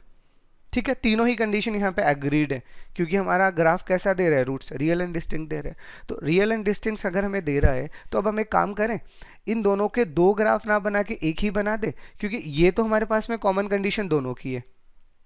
अब समझना इस चीज़ को जो मैं बोलना चाह रहा हूँ, ये तो हमारे पास में दोनों की कॉमन कंडीशन है। अब हमारे पास में ये जो ए का कंडीशन है यहाँ पे ग्रेटर देन जीरो है और यहाँ पे लेस देन जीरो है। तो मैं एक काम करूँ, मैं इसको जिसको एफ एक्स बोल रहा हूँ मैं इन्हीं दोनों को कंबाइन कर देता हूँ। ये जो दो कंडीशन हम लोगों ने पढ़ी है इन दोनों कंडीशन को अपन दो ना बोल के एक बोल देते हैं। कैसे, अब ये जो एफ एक्स में आपने जो लिखा है वो एज इट इज़ लिख दो, बट कैसे लिखो, अब आप इसे ऐसे लिखो ए डॉट एफ एक्स, क्योंकि अब हम क्या कर रहे हैं, अब हम ए का साइन एफ एक्स के साथ ही ले रहे हैं और जो यहाँ पे लिख रखा है वो एज इट इज लिख दो, greater than zero, minus infinity to alpha और beta to infinity, less than zero, alpha to beta, equal to zero, alpha beta. ठीक है, this is your final conclusion. तो अब आपको ऊपर वाले दोनों याद ही नहीं रखने, बस आपको ये याद रखना है। अब मैं ऐसा इसको क्यों बोल रहा हूँ, तो देखो अब आपको ए की वजह से तो दिक्कत है। तो ए अगर आपका पॉजिटिव है, देखो ए अगर आपका पॉजिटिव है तो ये पॉजिटिव वाली कंडीशन तो एज इट इज सेटिस्फाइड हो रही है ना। लेकिन ए अगर आपका नेगेटिव आ रहा है तो देखो जैसे आप ए को नेगेटिव करोगे तो ये साइन फ्लिप नहीं होंगे क्या। अरे इतना तो आपने इनइक्वालिटीज में पढ़ लिया ना कि अगर आप नेगेटिव करोगे तो ये ग्रेटर देन वाला लेस देन बन जाएगा, लेस देन वाला ग्रेटर देन बन जाएगा, एग्रीड ना। तो ये अगर मेरा ए यहाँ पे ये वाला ए वाला पार्ट अगर मेरा नेगेटिव हुआ तो ये जितने भी साइन है ये फ्लिप हो जाएंगे। फ्लिप होने का मतलब क्या हुआ, ये जो ग्रेटर देन वाला साइन है लेस देन जीरो बन जाएगा। तो देखो ना यहाँ पे लेस देन जीरो में ये सेम रिजल्ट नहीं आ रहा, देखो यही तो रिजल्ट मैंने यहाँ लिखा है। और ये ग्रेटर देन जीरो बनेगा तो ग्रेटर देन जीरो में अल्फा बीटा है तो सेम ही तो मैंने यहाँ लिखा है। अरे आ रही है क्या चीज़ें समझ।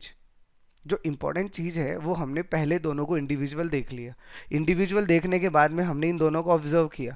तो इन दोनों को ऑब्जर्वेशन से हमें क्या समझ में आ रहा है कि लेस देन को ग्रेटर देन बना दो और ग्रेटर देन को लेस देन बना दो, रिजल्ट ऑटोमेटिकली फ्लिप हो रहा है।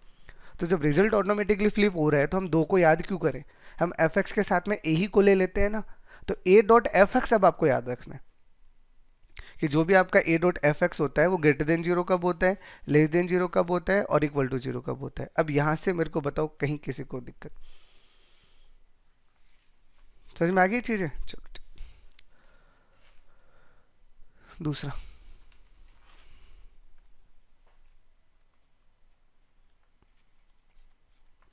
ठीक है। दूसरा अपन क्या समझ लेते हैं, दूसरा हमारे पास आ जाता है d greater than equal to 0,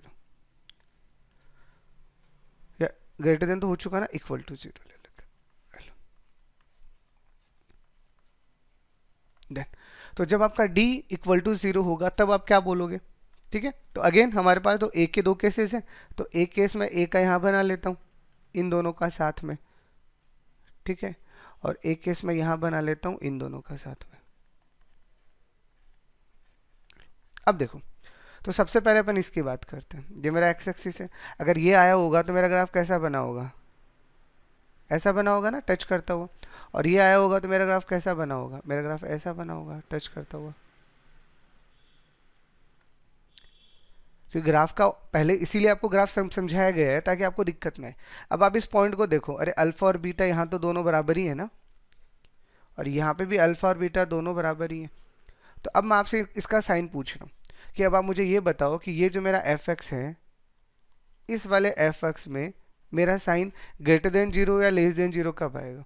तो देखो, इस वाले ग्राफ को जब आप ऑब्जर्व करते हो तो आपको क्या समझ में आ रहा है कि लेस देन तो कुछ है ही नहीं, सिर्फ ग्रेटर देन है, ठीक है। तो यानी यहां से अपन क्या कंक्लूजन देंगे कि मेरा एफ एक्स जो आ रहा है वो ग्रेटर देन 0 आ रहा है। कहां पे आ रहा है, बताओ कहां पे आ रहा है। तो हम क्या बोलेंगे, अरे जब आप x का वैल्यू क्या दे रहे हो, पूरा का पूरा r दे रहे हो, कंप्लीट r, क्योंकि ये तो पूरा का पूरा ही पॉजिटिव है ना। अरे ये मेरा x एक्सिस है, तो x एक्सिस के ऊपर मतलब इधर प्लस इन्फिनिटी, इधर माइनस इन्फिनिटी, तो ये तो कंप्लीट r में ही पॉजिटिव है, ठीक है। और अगर आपसे ये पूछा जाए इक्वल टू 0 कब है, तो वो तो अल्फा और बीटा दोनों बराबर है, किसी का वैल्यू रख दो, तो ये नेगेटिव तो आ ही नहीं रहा। ऐसे अगर मैं इसको अगर ऑब्जर्व करता हूं तो इसकी ऑब्जर्वेशन मुझे क्या कहती है कि ये तो लेस देन 0 आ रहा है, आ रहा है लेस देन 0। तो अगर ये लेस देन मेरा 0 आ रहा है तो लेस देन 0 कहाँ आ रहा है, अरे तो ये भी तो r पे आ रहा है, पूरा का पूरा रियल नंबर पे नेगेटिव आ गया, और इक्वल टू 0 कहाँ आ रहा है, अल्फा बीटा पे आ रहा है, ठीक है। तो ऐसे इन दोनों के दो रिजल्ट ना दे के अपन कंबाइन ही दे दें, क्योंकि चीज़ें तो हमें समझ में आएगी, ये ग्रेटर देन है और ये लेस देन है, तो साइन को ही तो इंटरचेंज करना है। तो जब साइन को ही इंटरचेंज करना है तो हम इसे ऐसे नहीं बोल सकते a डॉट एफ एक्स, और a डॉट एफ एक्स का जब हम कंक्लूजन दे ही रहे हैं तो हम डायरेक्टली इस a डॉट एफ एक्स को ऐसे नहीं लिख सकते कि जो मेरा a डॉट एफ एक्स आ रहा है वो ग्रेटर देन 0 आएगा, ठीक है, या इक्वल टू 0 आएगा। तो इसको अब ग्रेटर देन 0 की अगर आप बात करते हो तो ग्रेटर देन 0 कहाँ आएगा, x बिलोंगिंग टू r, और इक्वल टू 0, तो इक्वल टू 0 आपका अल्फा बीटा पे, तब आप x का वैल्यू क्या रखोगे, इंडिविजुअल अल्फा और बीटा। तो ये यहाँ पे अगर आप इन दोनों को कंबाइन करके भी लिखते हो तो भी चलेगा, क्योंकि 0 भी तो क्या होता है, अरे 0 भी तो x का ही तो पार्ट होता है, इक्वल टू 0 तो इक्वेशन में आता है, लेस देन और ग्रेटर देन का रोल अपने लिए ज़्यादा इंपॉर्टेंट होता है। तो आप इन दोनों को चाहो तो बेटर ये रहेगा कंबाइन करके लिख दो कि a डॉट एफ एक्स जो आएगा वो ग्रेटर देन इक्वल टू 0 कब आएगा, ये this is over important note, ये लो। तो हम क्या बोलेंगे जब आप x का वैल्यू r दोगे, समझो। तो यहाँ से अब हमें क्या कंक्लूजन मिल रहा है कि जो भी हमारा a डॉट एफ एक्स का साइन आ रहा है वो हमेशा क्या आ रहा है, ग्रेटर देन इक्वल टू 0 आ रहा है, ठीक है। a का वैल्यू पॉजिटिव होगा तो सारा का सारा पॉजिटिव या 0 आ जाएगा, और a का वैल्यू नेगेटिव होगा तो सारा का सारा वैल्यू नेगेटिव या 0 आ जाएगा। This is the scenario for case 2। Okay sir ये जो ग्रेटर देन और लेस देन वाली कंडीशन है ऊपर, इसके अंदर अपन ने आर लिया तो उसमें सर अल्फा और बीटा एक्सक्लूड नहीं करेंगे क्योंकि वो तो 0 दे देंगे ना ना। ना कोई दिक्कत नहीं है, वो लिखो ना, वो जब मैंने इंडिविजुअली इसको लिख रखा था तो आपको पता होना चाहिए ना इसमें से एक्सक्लूड करना पड़ेगा। हाँ बस फिर वो तो खुद सोचो ना आप, अगर मैं ग्रेटर देन 0 की बात कर रहा हूँ तो और इक्वल टू 0 मैं अलग से लिख रहा हूँ, तो यहाँ मैंने अल्फा पॉइंट लिख दिया, बीटा पॉइंट लिख दिया, तो होते तो ये भी आर में से ही है ना, तो इसमें से आप इसको एक्सक्लूड कर दीजिएगा, वो कौन सी बड़ी बात है, ठीक है।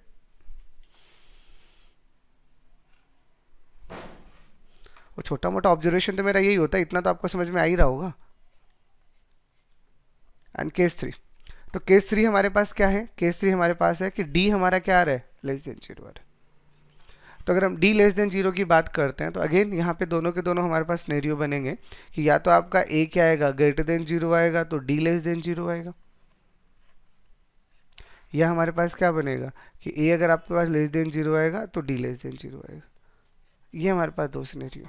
अब इन दोनों में अगर अपन ग्राफ का ऑब्जर्वेशन लेते हैं तो देखो यहाँ से हमें क्या समझ में आ रहा है कि जो भी हमारा ग्राफ बनेगा वो ऐसा बनेगा, यही बनता है। और यहाँ से हमें क्या समझ में आ रहा है कि जो भी हमारा ग्राफ बनेगा वो ऐसा बनेगा। तो इसका मतलब अब यहाँ पे इक्वल टू जीरो नहीं होगा, तो जीरो होने का मतलब तो रूट्स आना होता है ना, तो इसके रूट्स तो आ ही नहीं रहे। तो इसका मतलब यहाँ से अगर मैं एफ एक्स की बात करता हूँ तो एफ एक्स मेरा हमेशा क्या आएगा, ग्रेटर देन जीरो आएगा। जो आपको एक्स का वैल्यू देना है दे लीजिए, ठीक है। और ऐसे ही अगर मैं यहाँ पे अगर बोल रहा हूँ तो मेरा एफ एक्स क्या आएगा, हमेशा लेस देन जीरो आएगा। जो आपको एक्स का वैल्यू रखना है रख लीजिए।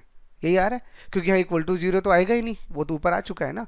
अब इन दोनों को कंबाइन करके अगर अपन सीन बनाएंगे तो that is more important for us. तो ए डॉट एफ एक्स का वैल्यू हमारे पास में क्या आ रहा है, greater than zero when x belonging to R. That is your condition. अब इन तीनों ही ग्राफ को आपको पहले अच्छे से समझ में आना चाहिए। तो मैंने आपको साइन का पूरा रेंज बता दिया। अब ये ए के साथ ही क्यों लिया है वो आपको क्वेश्चंस में समझ में आएगा, क्योंकि वहाँ पे चीज़ें अलग अलग नहीं चलती। वहाँ पे अननोन्स होते हैं, हमें वैल्यू पता ही नहीं होता, हमें पता ही नहीं होता एक्स स्क्वायर का कॉफिशिएंट क्या है, वो पॉजिटिव है या नेगेटिव है। तो जब हमें आइडिया ही नहीं है वो पॉजिटिव है नेगेटिव है, तो हम क्या करते हैं, हम ये कहते हैं यार ए का जो भी साइन होगा हमें कोई दिक्कत नहीं है, हम तो दोनों को ही साथ लेके चल रहे हैं। अरे ए डॉट एफ एक्स मैंने क्यों लिखा, ताकि मुझे ये कन्फ्यूजन नहीं हो कि मैं ए पॉजिटिव लूँ या नेगेटिव लूँ। तो मैंने दोनों को साथ में लेके आपको रिजल्ट्स बना दिए और उस रिजल्ट से अपन काम कर रहे हैं। तो अब देखो सबसे इंपॉर्टेंट चीज़ क्या है, ये तीनों केसेस आपको अच्छे से समझ में आ गए, होप सो, मुझे नहीं लगता कहीं कोई दिक्कत है, ठीक है। तो इन तीनों ही केसेस में अब देखो जो हमारे पास कंक्लूजन है, दीज आर मोर इंपॉर्टेंट। अब हमारे पास में जो कंक्लूजन्स आए ना आप उनको समझो। देखो एक बार के लिए मैं तीनों के तीनों ग्राफ यहाँ पे या तीनों के तीनों कंक्लूजन एक साथ लिख देता हूँ, क्योंकि ठीक है आपने चीज़ें समझ तो ली। तो चीज़ें समझ ली तो सबसे पहला हमने क्या समझा, सबसे पहले हमने ये सीखा कि अब अगर आपका d ग्रेटर देन जीरो है, क्योंकि a तो अपन साथ में ही ले रहे हैं, ठीक है। तो a डॉट एफ एक्स का जो रिजल्ट आ रहा है हमारे पास में वो क्या आ रहा है, greater than zero, equal to zero, या फिर पहले लेस देन लिखते हैं यहाँ पे, लेस देन जीरो या इक्वल टू जीरो। तो ये हमारे पास कहाँ आ रहा है, जब x का वैल्यू आपका माइनस इन्फिनिटी टू अल्फा और बीटा टू इन्फिनिटी आ रहा है। ये हमारा कहाँ आ रहा है, जब हमारा x क्या आ रहा है, अल्फा बीटा के बीच में आ रहा है। और ये कब आ रहा है, जब हमारा x क्या आ रहा है, अल्फा बीटा के बीच में आ रहा है। ये हमारा पहला केस जो हमने पढ़ा। दूसरा केस हमने क्या पढ़ा कि d का वैल्यू इक्वल टू जीरो कब आएगा। तो d का वैल्यू इक्वल टू जीरो पे अपन ने क्या देखा कि a डॉट एफ एक्स का जो रिजल्ट आएगा वो greater than equal to zero आएगा जब x बिलोंगिंग टू r रखेंगे। और तीसरा केस अभी भी हमने क्या पढ़ा, d लेस देन जीरो। तो वो हमने क्या पढ़ा कि a डॉट एफ एक्स जो आएगा वो सिर्फ ग्रेटर देन जीरो आएगा जब x बिलोंगिंग टू r आएगा। This is our final conclusion, ठीक है। हमने तीनों के फाइनल कंक्लूजन यहाँ से ले लिए, ठीक है। अब देखो, अब यहाँ से जो चीज़ें समझ में आनी चाहिए, ये तो आपका पहला पॉइंट आ गया पर आपको समझाने के लिए कि इस कंक्लूजन में आपको ये तीनों चीज़ें सेपरेटली याद रखनी है। अब आपको भी डी पे दिमाग लगाना है, समझ में आ गया, ए पे नहीं, क्योंकि ए हमने साथ में ही ले लिया। तो आप ए ग्रेटर देन जीरो या ए लेस देन जीरो को भूल जाइए, आप सिर्फ इतना ध्यान दीजिए कि आपका डी क्या आ रहा है। तो जैसा आपका डी आ रहा है ना उसके अकॉर्डिंगली आपका कंक्लूजन आ जाएगा, ठीक है। चलो सेकेंड कंक्लूजन, यहाँ से अब अपन सेकेंड कंक्लूजन क्या दे सकते हैं। देखो यहाँ पे जब आप बिल्कुल पीसफुली ऑब्जर्वेशन करोगे ना, पीसफुली ऑब्जर्वेशन, तो आपको क्या चीज़ें समझ में आ रही है कि यहाँ पे a dot f x greater than zero आ रहा है, यहाँ a dot f x greater than zero आ रहा है, और यहाँ पे भी a dot f x greater than zero आ रहा है। समझ में आ रहा है, यानी ए डॉट एफ एक्स अगर आपका ग्रेटर देन जीरो है तो क्या आप रूट्स के बारे में कोई कमेंट कर सकते हो। अरे रूट्स आपका रियल है, डिस्टिंक्ट है या इमेजिनरी है, कॉम्प्लेक्स है, कुछ कह सकते हो क्या आप कुछ नहीं कह सकते, क्योंकि ए डॉट एफ एक्स वाला केस तो तीनों में ही आ रहा है, ठीक है। तो यानी यहाँ से अब आप सिनेरियो क्या बनाओगे, इसका पहला सीन क्या बनाओगे कि when a dot f x greater than zero then roots में और मे नॉट बी रियल। बताओ इसमें किसी को कोई डाउट। अरे जब आपका a dot f x greater than zero है तो क्या इस लाइन को देख के आप रूट्स का नेचर बता सकते हो क्या, नहीं बता सकते। क्यों, क्योंकि a dot f x greater than zero यहाँ पे भी है, यहाँ पे भी है और यहाँ पे भी है, तो रियल हो भी सकता है, नहीं भी हो सकता, ठीक है। लेकिन अगर मैं ये लिखूं कि मेरा a dot f x less than zero है, ठीक है, तो लेस देन जीरो वाला यहाँ पे भी नहीं है, यहाँ पे भी नहीं है, लेकिन यहाँ पे है, दिखा। तो अगर मेरा a dot f x less than zero आ रहा है तो हम 100% ये चीज़ कह सकते हैं कि हमारे रूट्स रियल एंड डिस्टिंक्ट है? बताओ, क्योंकि ए dot f x less than zero सिर्फ पहले वाले पार्ट में आ रहा है, सेकंड और थर्ड में तो आ ही नहीं रहा। तो ये हम अब हमारी क्या बन गई, ये अब हमारी एक श्योरिटी बन गई। क्या बन गई कि when a dot f x less than zero, ये लाइन अब हमेशा ध्यान रखना, then roots are real and distinct. And this is very very important note, जो आपको समझ में आना चाहिए। ठीक है, अगर आपका a dot f x less than zero आ रहा है तो ये सिर्फ एक ही जगह आएगा, और वो कहाँ आएगा, जब डी ग्रेटर देन जीरो आता है। तो जब डी ग्रेटर देन जीरो आता है तो इसका मतलब हम समझ गए ना, क्या समझ गए, कि रूट्स हमारे रियल एंड डिस्टिंक्ट है। This is very very important note. ठीक है, थर्ड कंक्लूजन, थर्ड कंक्लूजन हम क्या देंगे? थर्ड कंक्लूजन, अगर मुझे कभी भी ऐसा बोला गया, अब इसको समझना, when f x is always positive,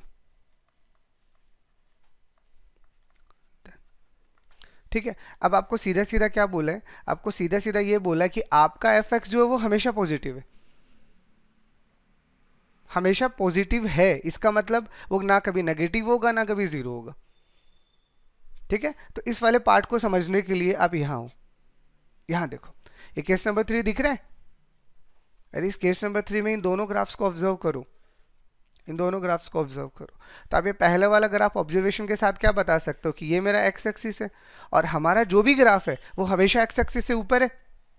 तो अगर हमेशा एक्स एक्सिस से ऊपर है, इसका मतलब जो भी रिजल्ट आएगा वो हमेशा पॉजिटिव आएगा या नहीं आएगा, हमेशा आएगा।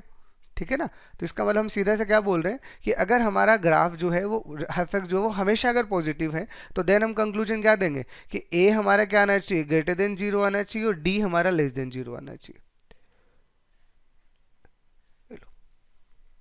ठीक है, सबसे इंपॉर्टेंट नोट। और अगर यही चीज मैं ऐसे बोल रहा हूं, when f x is always negative,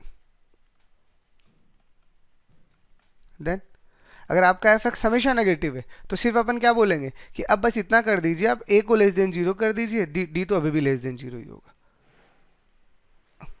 ठीक है ना, क्योंकि जब हमेशा ही नेगेटिव आ रहे हैं तो देखो सीधी सी फंडा क्या है, मैंने ऑलवेज पॉजिटिव की बात की है। अब एक बार इसको मत देखो, एक बार ये तो ए के साथ कंक्लूजन है। ठीक है, आप सिर्फ इन ग्राफ्स को देखो। अगर मैं बोल रहा हूँ हमेशा ही पॉजिटिव है तो इसका मतलब ये वाली कंडीशन फॉलो हो रही है।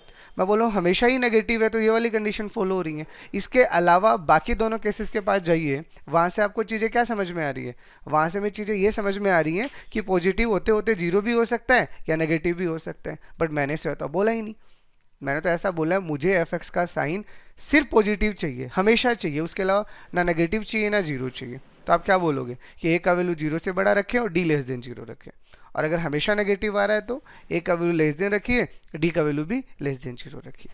ठीक है, this is your third conclusion. Fourth conclusion देखिए, fourth conclusion is again very very important. उसमें क्या होगा, मैं पहले लिख देता हूँ, ये आपके लिए इंपॉर्टेंट है, तो मैं सिंपल से ऐसे लिख देता हूँ, इफ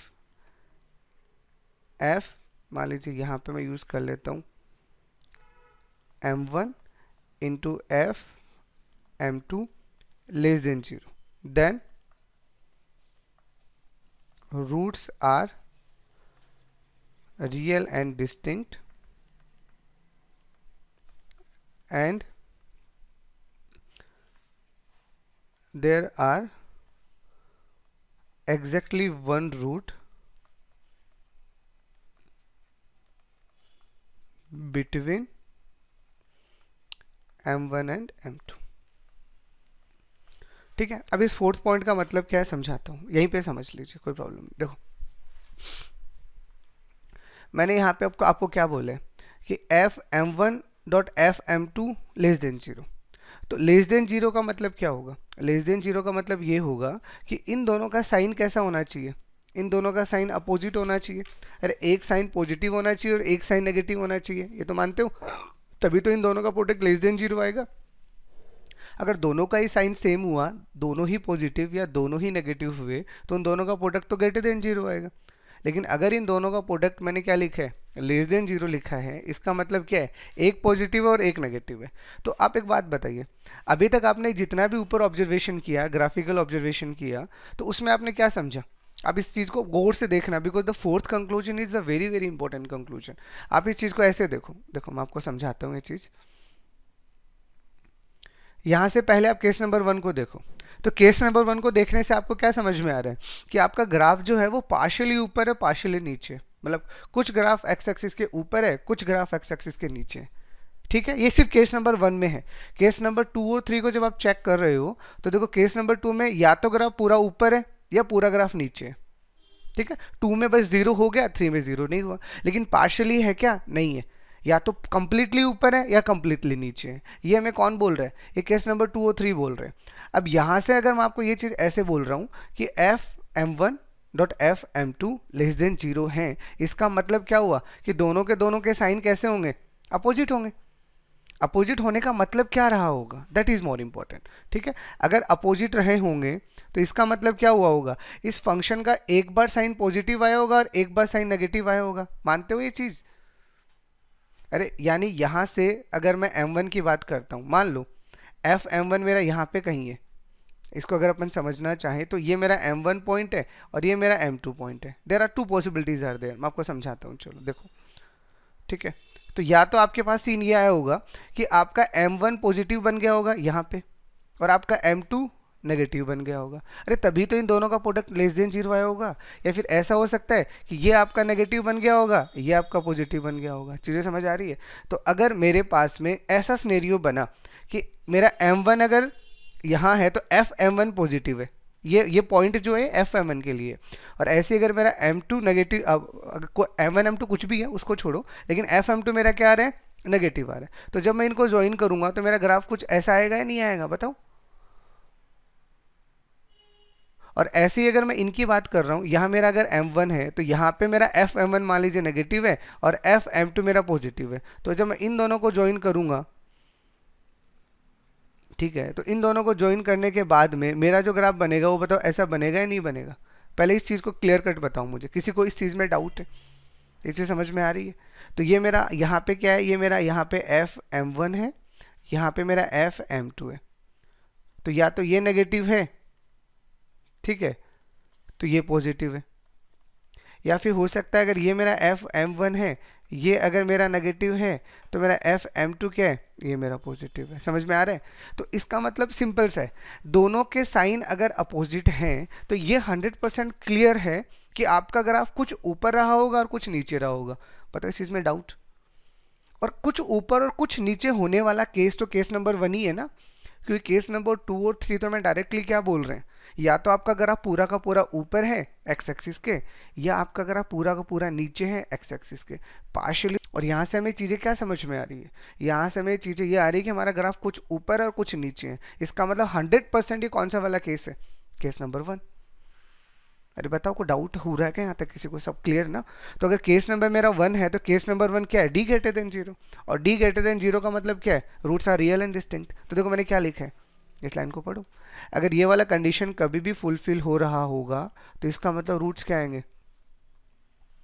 तो पहले तो मैंने ये लाइन समझाई आपको, इसमें किसी को भी कोई डाउट कि मैंने F m1 dot F m2 less than zero को ऐसे कैसे लिख दिया कि रूट्स रियल एंड डिस्टिंक्ट है? तो वो चीज़ें आपके सामने है। दूसरा मैंने एक को लाइन लिखा है, और वो क्या लिखा है? वो मैंने ऐसे लिखा है, and there are exactly one root between m1 and m2। मतलब अब इस क्वाड्रेटी के ऑब्वियसली अब हमें पता चल गया रूट्स क्या है, रूट्स रियल एंड डिस्टिंक्ट हैं। तो रियल एंड डिस्टिंक्ट है, इसका मतलब कितने रूट आएंगे? इसका मतलब 2 रूट आएंगे, अल्फा और बीटा। अब वो जो 2 रूट आएंगे उनमें से हम ये भी गारंटी देते हैं कि एक रूट जो आएगा ना वो m1 m2 के बीच में आएगा। कंफर्म ना? देख लो यार, आपके सामने पड़ा है। अगर ये ऐसा ग्राफ बनेगा तो यहाँ पे ही तो अल्फा हो रहा होगा, अरे बीटा मान लीजिए ग्राफ ऐसा चला गया होगा तो बीटा यहाँ आ गया होगा। लेकिन अगर मैं इसकी बात करता हूँ तो अगेन, अब इसकी मैं अगर बात करूँगा तो ये चीज़ें ऐसे निकल के इसके अंदर से जाएगा ये ग्राफ। ठीक है, मतलब ये जो ग्राफ आएगा ये इस तरह से जाएगा, शेप दे दीजिएगा इसको थोड़ी, ऐसे आएगा। तो ये ग्राफ अगर ऐसे आ रहा है आपका तो इसका मतलब क्या समझ में आ रहा है आपको? कि यहाँ पे कहीं ना कहीं एक पॉइंट तो आ रहा है, ये रहा इससे पहले, देखो इसको मान लो मैं बीटा मान लेता हूँ, तो इसका मतलब इसमें अल्फा कहीं यहाँ आया होगा। दिख रहा है, मैं पूरा ग्राफ बना दिया अब मैंने। तो इसका मतलब हमें इतना समझ में आ रहा है कि अगर f m one dot f m two less than zero है तो अल्फा और बीटा में से कोई एक रूट 100% इनके बीच में आएगा, दूसरा नहीं आएगा। दूसरे की हम कोई गारंटी नहीं देते यहाँ पे, ठीक है, लेकिन एक पक्का आएगा। तो देखो एक आ रहा है ना, एक यहाँ पे अल्फा फंस गया तो बीटा नहीं आ रहा, और यहाँ पे बीटा फंस गया तो अल्फा नहीं आ रहा। तो बताओ अब दूसरी लाइन में किसी को भी कोई डाउट कि मैंने ये जो लिखा है exactly one root lies between m1 and m2, इसमें किसी को भी कोई डाउट हो तो बताओ, क्योंकि सबसे इंपॉर्टेंट चीज यही है आपको जो समझना है इन कंक्लूजन से। वो मैंने ये 4 कंक्लूजन लिखवाए हैं, अगर आपको ये चारों कंक्लूजन समझ आ गए ना तो आपको कहीं प्रॉब्लम नहीं आने वाला साइंस से रिलेटेड क्वेश्चंस करने में। इस चीज़ का मैं आपको श्योरिटी देता हूँ। तो बताओ किसी को कोई इस साइन वाले पार्ट में किसी को भी कोई दिक्कत?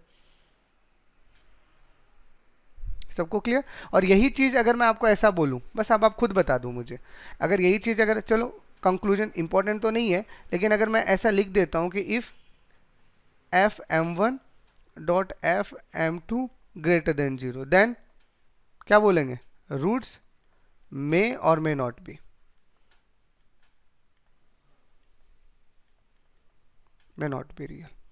क्यों? क्योंकि अब आप खुद देखो, अगर मैं ऐसा बोल रहा हूँ f m one dot f m two greater than zero आया है, इसका मतलब दोनों का साइन सेम आया।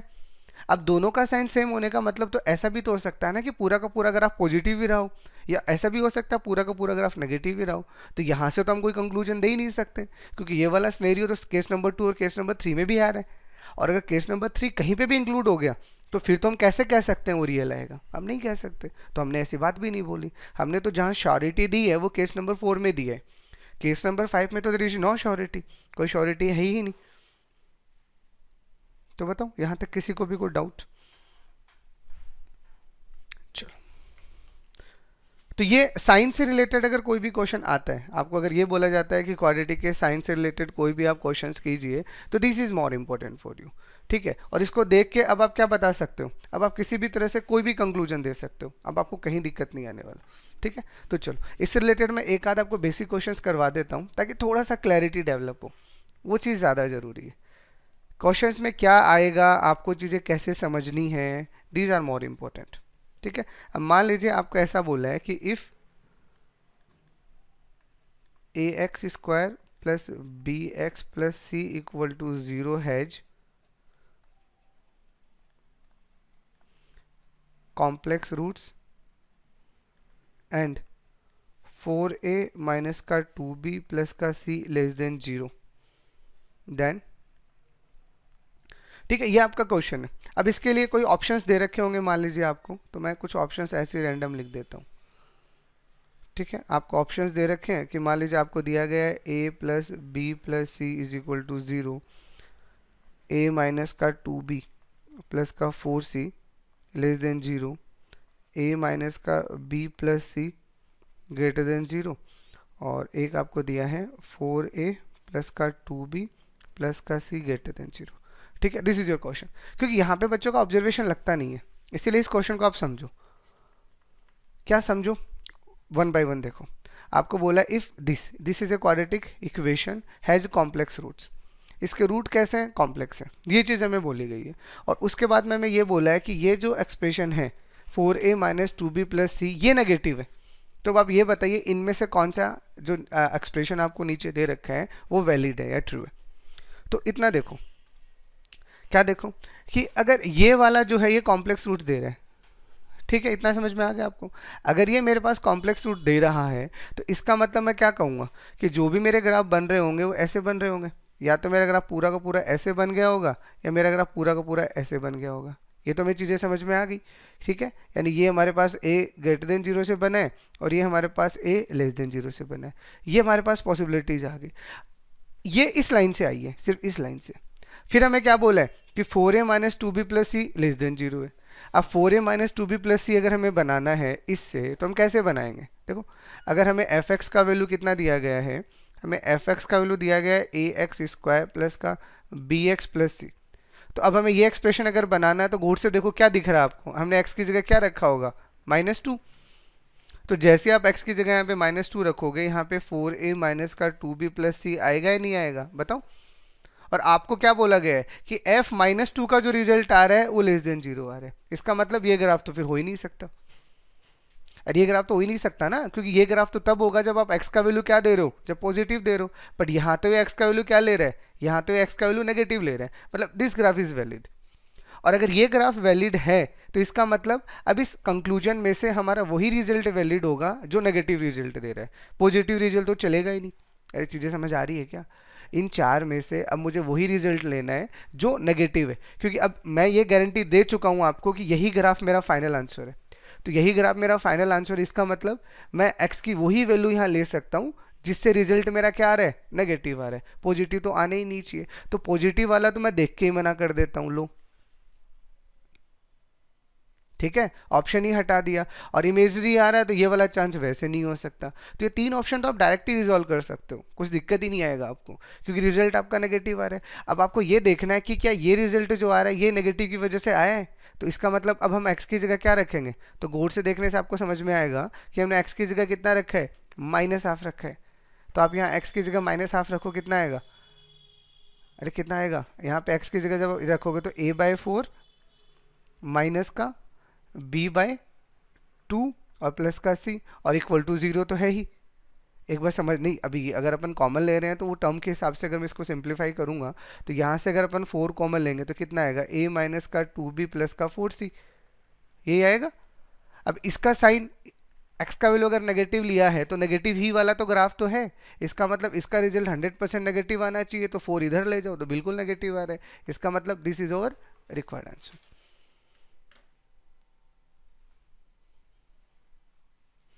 तो बताओ यहाँ तक किसी को भी कोई दिक्कत समझने में? और लो देखो और बताता हूँ। मान लीजिए सेकंड आपको रिजल्ट दिया गया है कि आपको सिंपल सा ये बताना है कि ax² plus bx plus c is equal to 0 where a is not equal to 0, then roots of a dot a plus b plus c less than 0 are. अब ये आपको सिंपल सा बोला है, आपको कंडीशन क्या बोला है, इस क्वेश्चन को मैं थोड़ा और चेंज करता हूँ। ये मेरा एक क्वाड्रेटिक एक्सप्रेशन इक्वेशन दिया गया है और अब आपको बोला है, इस लाइन को ऐसे ना लिख के ऐसे लिखो, if a into a plus b plus c less than 0 then roots of given quadratic equation are. This is a question.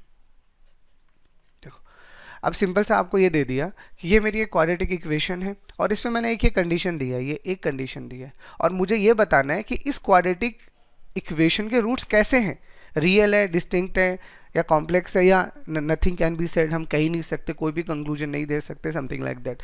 तो अब आपको ऐसा कंक्लूजन देना है। तो आप देखो गौर से देखो, आप चीज़ों को जब गौर से देखोगे तो चीज़ें आपके सामने हैं, बस आपको समझना पड़ेगा। कैसे समझना पड़ेगा, आपको पता है आपका एफ एक्स क्या है, तो आपका एफ एक्स कितना है, ax² प्लस का bx प्लस का c, ये आपका एफ एक्स है।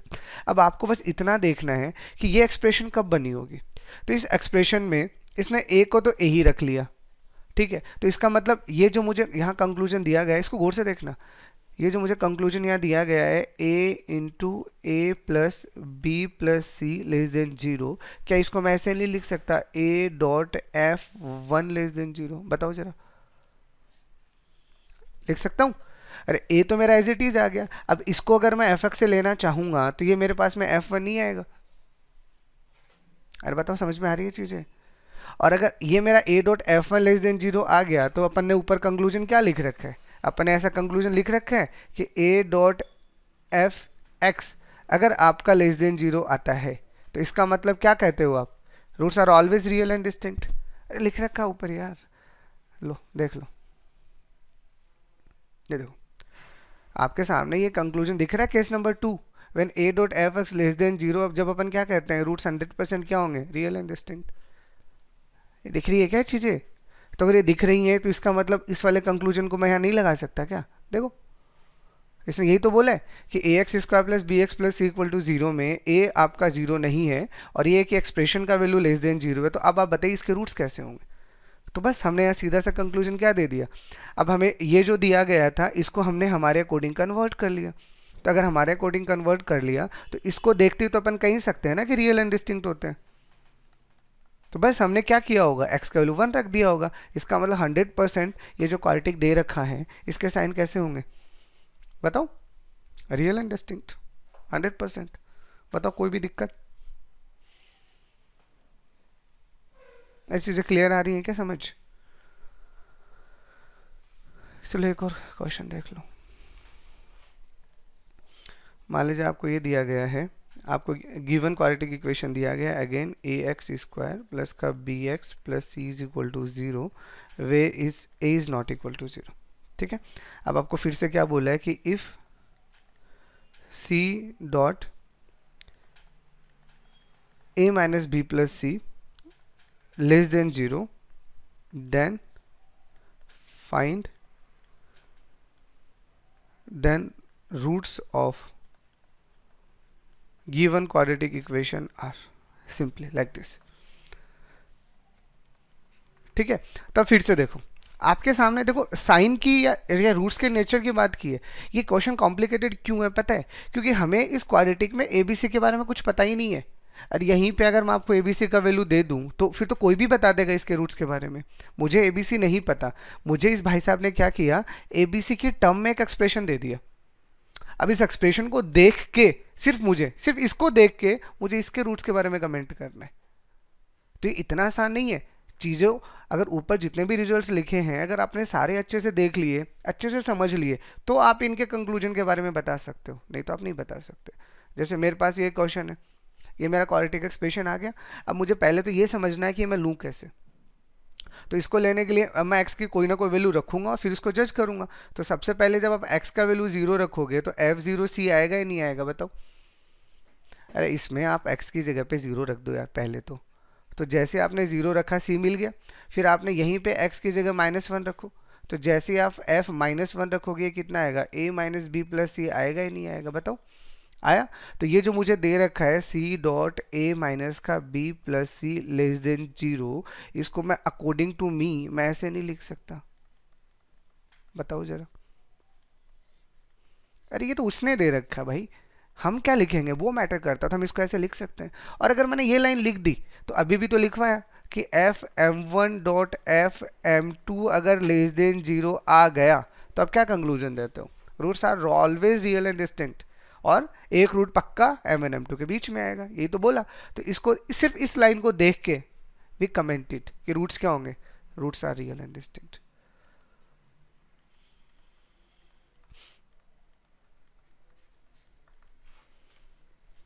तो बताओ कोई भी दिक्कत।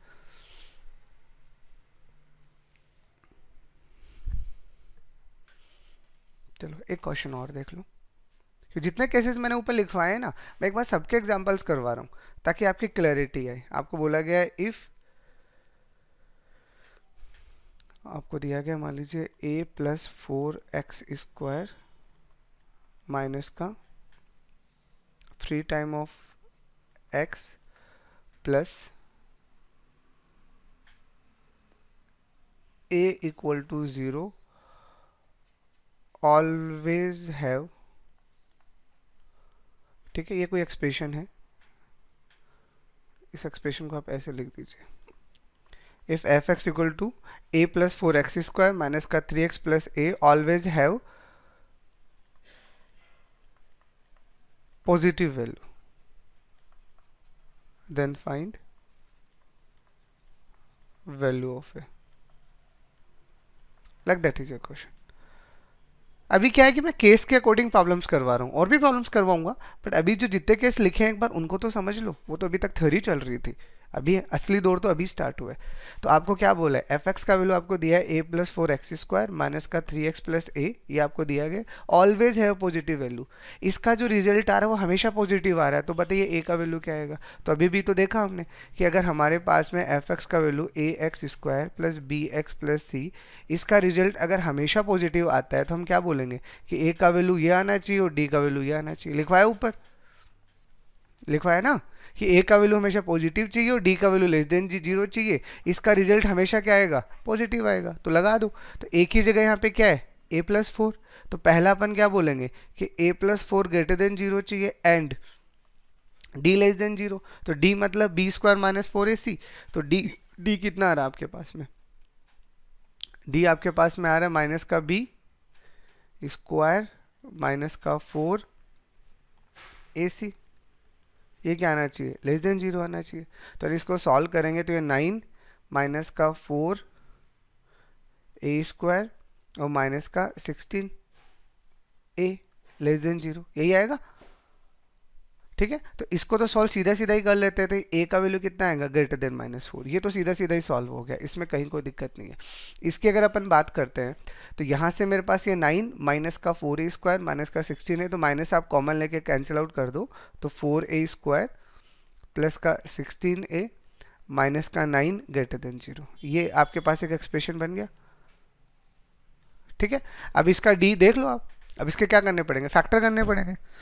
तो फैक्टर करने के लिए देखो डायरेक्टली तो फैक्टर होंगे क्या, 36 के अगर आप लेते हो, डायरेक्टली तो नहीं होंगे, सीधा आचार्य लगाना पड़ेगा आपको। तो इसको सॉल्व करने के लिए अब सीधा आचार्य लगा के वैल्यू निकाल लो, तो क्या कैसे निकालोगे, मैं सीधा आचार्य लगा दूं, तो वो डी निकाल रहे हो तो डी तो आपका ग्रेटर देन जीरो आ रहा है, उसमें कोई डाउट नहीं है। देखो तो आपके पास में यहाँ पे a इज इक्वल टू, मैं भी सीधा आचार्य लगा रहा हूँ माइनस, हाँ 1802 हो जाएंगे ना, क्या कर रहे हो, 1802 फैक्टर। 1802, हाँ ठीक है ठीक है, 1802 आप डायरेक्ट कर लो, बिल्कुल सही है। तो आप यहाँ पे 1802 करोगे तो प्लस का 18 आ जाएगा और माइनस का 2 आ जाएगा, ठीक है बिल्कुल सही है, ये लो। तो इसको अगर आप करोगे तो यहाँ पे कितना आएगा 2a, तो यहाँ से आपके पास में क्या बच जाएगा 2a प्लस का 9, और यहाँ से अगर आप माइनस का कॉमन लोगे तो 2a प्लस का 9, बिल्कुल सही है। तो यानी यहाँ से हमारे पास में आया 2a माइनस का 1 और यहाँ से हमारे पास आया 2a प्लस का 9। अब ये क्या है, ग्रेटर देन जीरो, तो a का वैल्यू अब हम खुद ही बता सकते हैं ना, यहाँ से क्या आएगा, माइनस का यहाँ से क्या आ रहा है 9/2, तो माइनस का इन्फिनिटी से माइनस का 9/2 और क्या आएगा 1/2 से इन्फिनिटी, यही आएगा। तो अब हमारा फाइनल कंक्लूजन क्या है, दैट इज मोर इंपॉर्टेंट। तो फाइनल कंक्लूजन इन दोनों का क्या आएगा, इन दोनों का इंटरसेक्शन आएगा। अगर आप फाइनल कंक्लूजन दोगे तो आपको इन दोनों का क्या लेना पड़ेगा, इंटरसेक्शन लेना पड़ेगा। तो आप इन दोनों का इंटरसेक्शन ले लो, तो इसके इंटरसेक्शन से क्या आ रहा है, देखो तो ये -4 से बड़ा है, तो -4 से अगर ये बड़ा है तो देखो अगर नंबर लाइन पर अगर इसको प्लॉट करते हैं तो यहाँ पे आपका -4 है और ये क्या आ रहा है आपका माइनस का 9/2, यहाँ आपका माइनस का 9/2 है और यहाँ क्या है, यहाँ 1/2 है। तो ये हमारा पूरा का पूरा आगे है, तो ये वाला पार्ट तो पूरा कंबाइन हो ही गया, साथ में ये वाला पार्ट भी आ जाएगा, दिख रहा है। तो यानी हमारे पास में पहले इतना पार्ट आ रहा है और फिर ये आगे वाला पार्ट आ रहा है, तो यानी हमारे पास में यहाँ जो a का वैल्यू आएगा वो -4 से -9/2 तो आएगा ही आएगा, ठीक है, क्योंकि ये फिर आगे जा रहे हैं। तो इस वाले की वजह से ये दोनों पार्ट कॉमन आ गए और फिर ये वाला पार्ट तो इन दोनों में ही कॉमन है, तो इसका मतलब आगे क्या आ रहा है 1/2 से इन्फिनिटी। तो that is your final answer. तो बताओ किसी भी को भी कोई दिक्कत समझने में, hope so everything is clear.